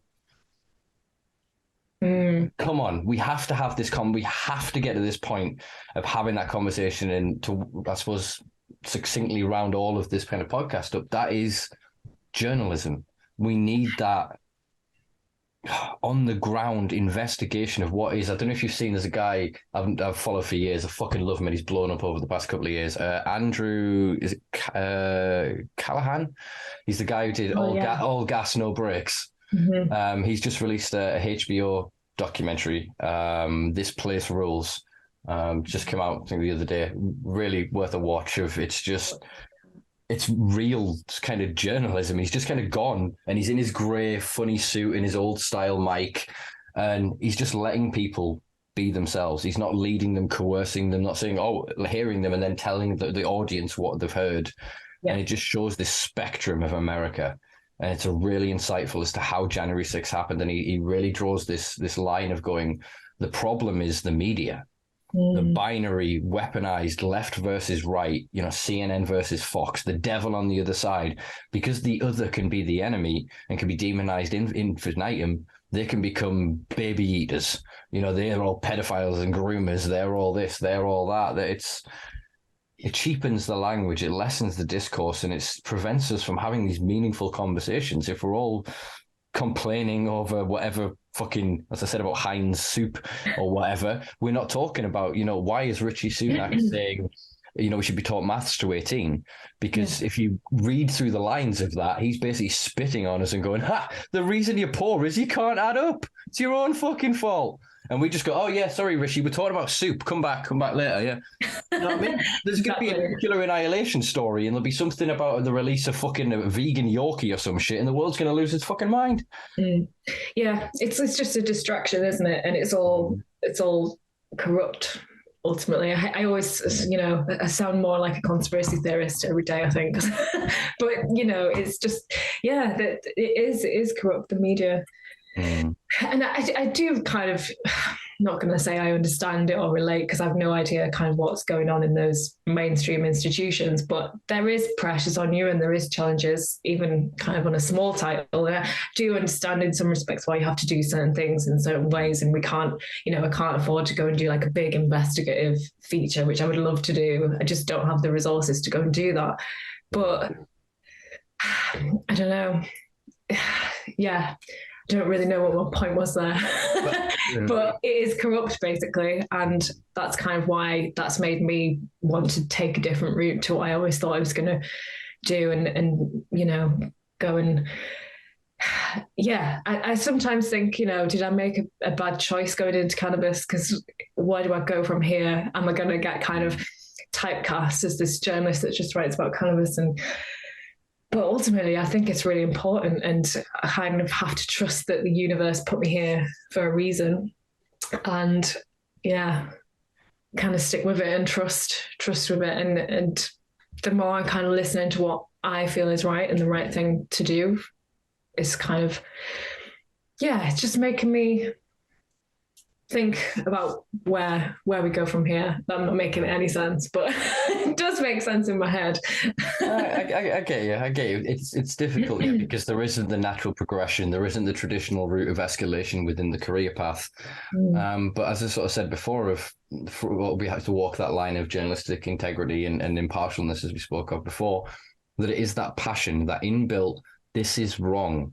Without this is wrong, there is no drive. And if something is wrong, until it is right, we either die or we change it. The people that are cold like that, it's an itch, and it will become a burning sensation until you're raw and tearing your skin, flesh from your bones, until you pursue that thing. Unfortunately, it's a gift or it's a fucking curse. It can be both, paradoxically, simultaneously, neither. It's just kind of what it is. And I think that, look at someone like CoffeeZilla is quite cool. He's basically non-sponsored, runs everything entirely through Patreon, and that's quite a long format investigative journalism. For all I don't believe an accredited journalist. I think that's a lot where the youth is going. So say the mainstream press is not talking about what's happening with Logan Paul and his scam and crypto zoo and all the rest of it. Yeah, they're creating serious traction, interaction. All the YouTubers and the blogosphere is alive of people talking about this interaction. Yet you're not going to see it in the legacy press because, well, the relevance of the legacy press, the people that's reaching is an ever decreasing thing. If it's physical print media in this country is in the newspaper, the highest cycle is now less than a month. Is it 1 million a day readership? I think is less. It's about 700,000, something like that. It's dropping dramatically, continually. Yeah, as you said before, the clicks on the websites are up, and on the website it can be contradictory, it can be left wing, right wing. It doesn't need a fucking wing or a political slant. It just needs to be content that you'll look at. Look at this cat, look at this dog, look at this monkey feeds this cat and this dog. You know what I mean? Boom, blows up the internet. And I think that there is this people that want this, and we're just at a point where I feel like we're the first beatniks. The generation after the Second World War, we're going around, we're hitting the road and we're scaring and terrifying people with our freaky ideas, and we're writing books and poetry and trying to experiment with, sexuality and fucking economic structures and drugs and the rest of it. And I think that's what's happening now is another preamble, it's the pressure cooker building, and very, very fucking soon it has to blow. And this is why I feel they're, air quotes, legalizing cannabis in various regions. They're decriminalizing psychedelics in various areas. They're trying to relieve the pressure to go, shit, all right, you're allowed mushrooms, but only what we've given you. You can't pick them. You can take it in this room, but you have to wear these visors and listen to this music, and you're only allowed for 3 hours. Then you take this drug to stop it. Then we'll let you go home. That they're trying to corral and control the potential revolutionary fucking, what was it said? Not cataclysm. It's an opposite of a cataclysm. To them, it's a cataclysm, but to us, it's the Big Bang, the starting of our universe, because we've seen it work, the micro model around the world, and this is why, again, people want the option to speak their truth. What's true in fucking Oregon, in Pendleton or wherever it was, that tiny beautiful little spot that I called him one day, is true of the industrial market in fucking Los Angeles. It'll be true of what's going to be present in Hong Kong in the future. And so we have to give ourselves an opportunity to step into that without being these kind of, we're going to get 10x return, boys, to the moon sort of style. We're investing into this not for the financial comeuppance, not comeuppance, but come back, but we're investing in this because we want to live in that future. And I can't remember who said it, was maybe Plato or one of those guys, but it said that any man that has how can deal with any why. No, who has a why can deal with any how. And that's where we're at. I think I just read that actually the other day. We're part of something much bigger at the end of the day, and we're kind of it's not really I don't really see it anymore about my individual kind of goals, or obviously we all have things that we're striving towards and we all have ambitions, but I think hopefully when people are in cannabis, those that are in it for the right reasons are in it because they do want to be part of this bigger. They see it as a force for good, and we're trying to change something or reclaim something, which has much bigger knock-on effects than kind of our next salary or paycheck or whatever it is. It's that's what I tell myself anyway, and in the dark moments.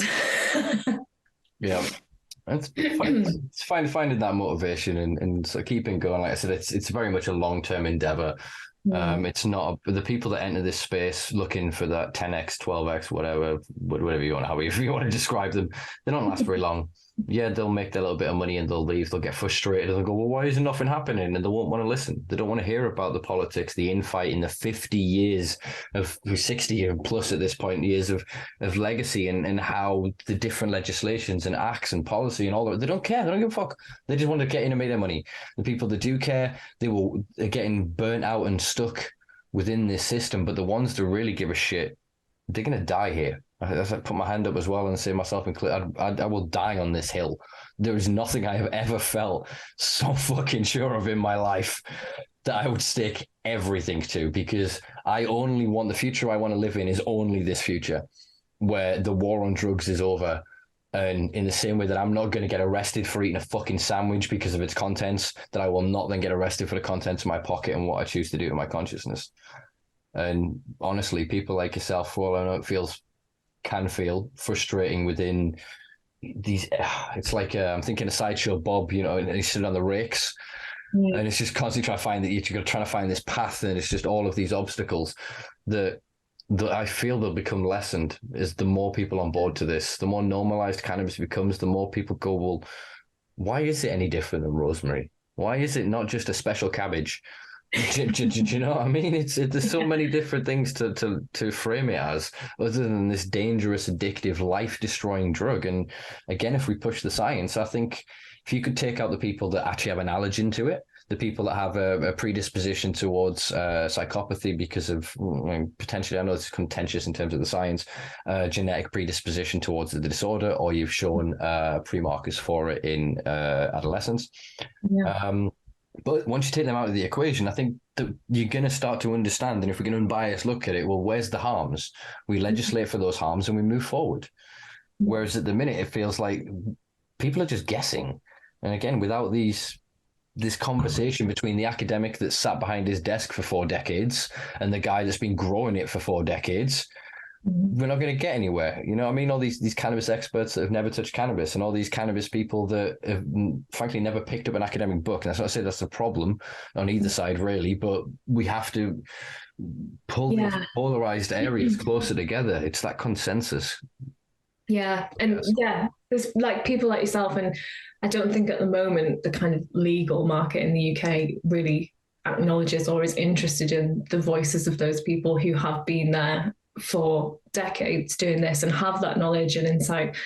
And I think we need to listen to those people. I mean, when I was at Product Earth, for the first time last year, and it was just a real eye-opener to the huge community and that already exists in the UK, that is already there, all these people that are, you know, experts in that field already, but they're not part of the conversation at the moment in the UK. We're just ignoring all these years of knowledge, and it's just something really doesn't make any sense. Like why we're going, oh, let's go and try and do it ourselves and start again. And it just, it feels very disjointed. And I think, like you say, there needs to be a conversation, or we need to start. We still sort of villainize those people on the legacy market, whereas they should be part of the conversation. Because why is it fine for the guy in the suit with his, with his investment to get a license and grow it in one site, but you know, the person that's been growing it for years in his garden or his loft or whatever, that's not okay. You know, that was a bit clumsy, but you know what I'm trying to say. Why is it okay for one and not the other, basically? You hit the nail exactly perfectly on the head. And it's one of the things that I always try and remind the medical sector and the individuals operating within it. It's because of people like me that have for 20 years told you the fucking truth, been denied service, been kicked out of service, called a druggie, said, you know, unless you go sober, we're not going to help you, and all this other shite, that you were actually getting the information and awareness, that enough of that started to trickle through, that thousands of us, tens of thousands of us were strong enough to go, I break the law, what of it? It helps me, doctor. Do you not care about me? Why shouldn't you want to help me? Do you know what I mean? And it's that saturation. It was all illegal fucking weed that was helping all of the children. It was all of the illegal weed that was helping all of the MS patients and everybody else that's been plastered. And I don't mean to oversimplify this, but has been sort of plastered into the point of sale and to the advertising and marketing propaganda, frankly, and maybe a bit harsh of a sentence, that was produced. But ultimately, those people were being supported by legacy. It was because of, some of them got screwed over, and some people still will always get screwed over in both the legal and illegal space. And this is, again, more reason for open regulation, where we actually determine best practice. We understand what is the actual harms. What does each person actually need in their individual circumstance? And again, that only comes from openness, honesty. You know, I was literally, I'm not going to say I'm beaten by my mother. I don't mean that image, but I mean like the number of times that I would get in fucking trouble, like as a kid, infinitum, absolutely infinitum, about all kinds of different shit with the police, council, school, fucking drugs, alcohol, the prescription pills, you fucking name it. She would always say to me, if you're honest now, it'll be better. Sorry, it'll be better for you in the long run. If you tell me the truth now, you're still going to get punished. But it's not going to be half as fucking bad if I find out later you're lying to me.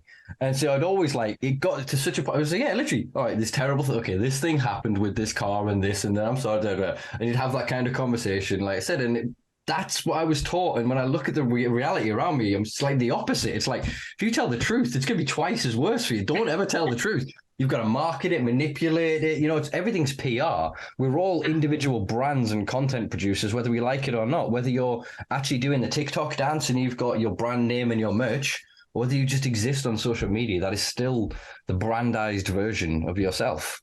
Yeah. You know?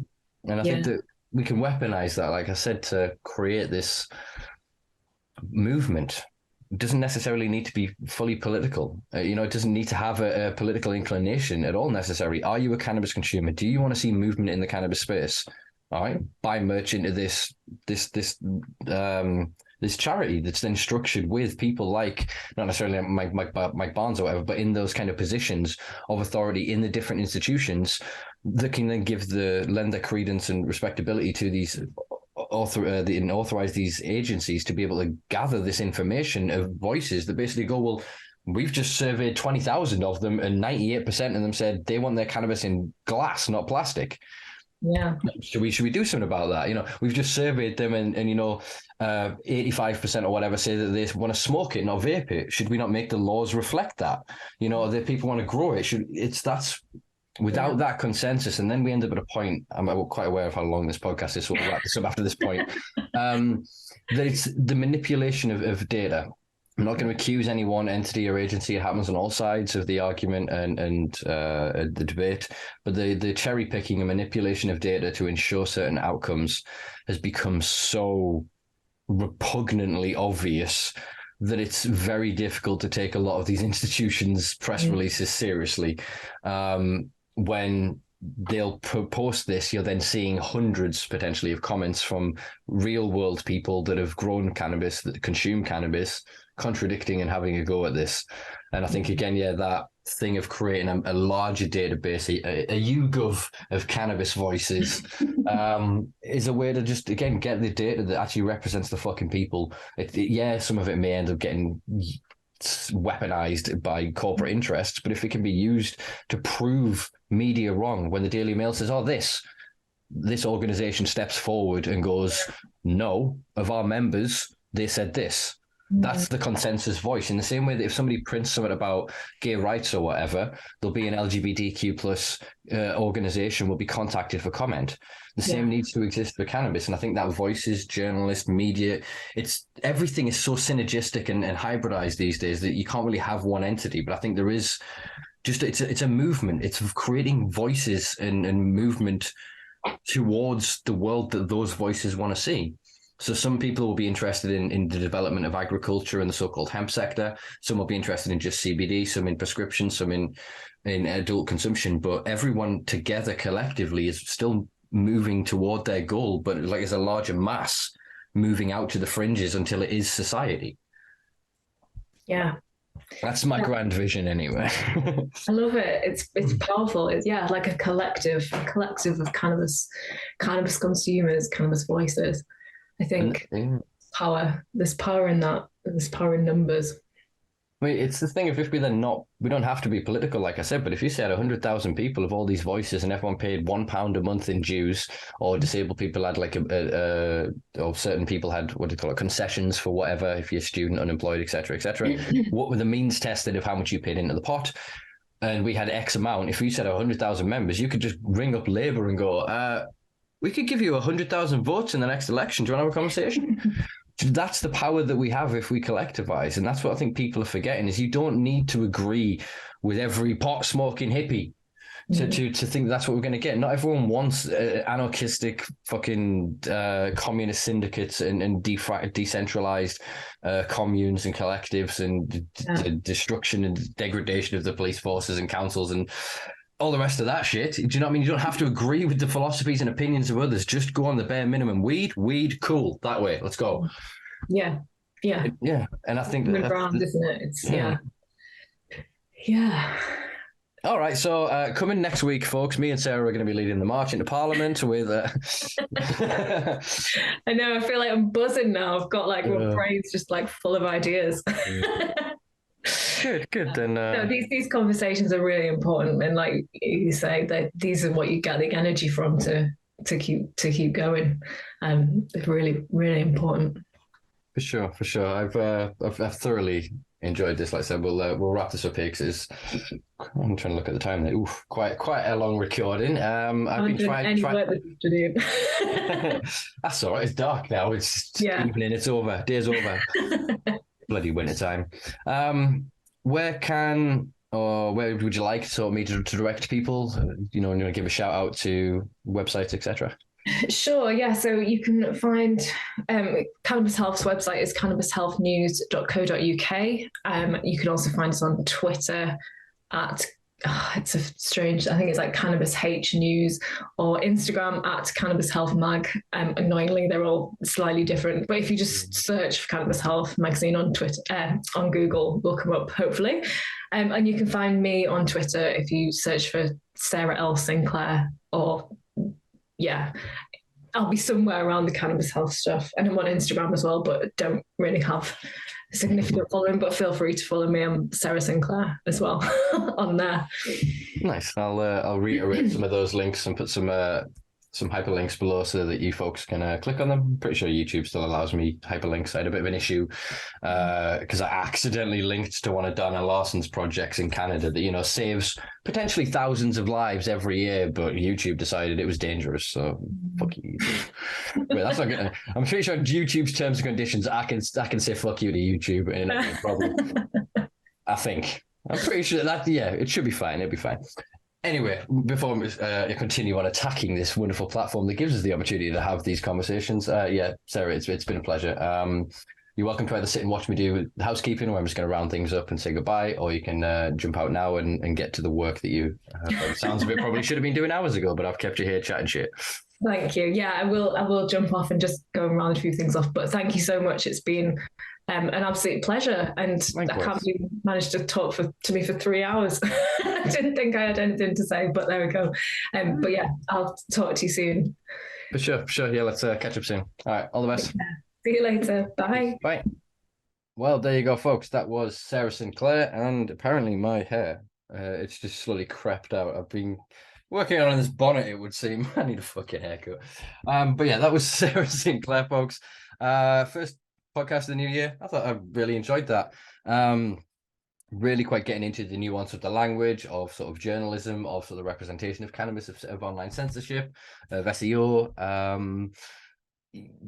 I really liked our kind of pipe dreams toward the end there of these potential conceptual ideas of alternative models. Again, we're really in a world of hyper synergy where everything is everything. You know what I mean? You can't just be one thing. You have to be what I suppose used to be a triple threat in Hollywood terms of an actor, singer, dancer, maybe? I have no idea what the three things that they're actually threatening to do are. They could be fucking anything, but given people like Bill Cosby, it could literally be fucking anything. I'm getting way off fucking topic here. But yeah, if you enjoyed this, do like, share, subscribe. Do you want to give us a little share on your social media platforms? I know it's probably going to get you shadow banned, but go on, do it. I dare you. Do it. And I'm trying to get to 1,000 subs as well. We're nearly there. I think we're 908, something like that last time I checked. So yeah, let's keep pushing them up as well, folks. And check us out on Patreon if you really want to support the channel. Less than a cup of coffee a week, you can help sort of keep the lights on this little project. I am at the minute saving for a better quality camera because I'm bored of. So it doesn't show you how good all of this wonderful wood is behind me. I really wanted to magnify and amplify this environment. So yeah, cameras are getting updated. Might update the mic as well. So yeah, any pennies towards that always fucking helps. But I don't take it personally. You guys support me enough by sitting here and listening to me ramble every week, and I fucking love you for it. All right. See you next week. Peace and love, folks. Yeah, I'm gonna fucking restart this because that was terrible. Segues are hard.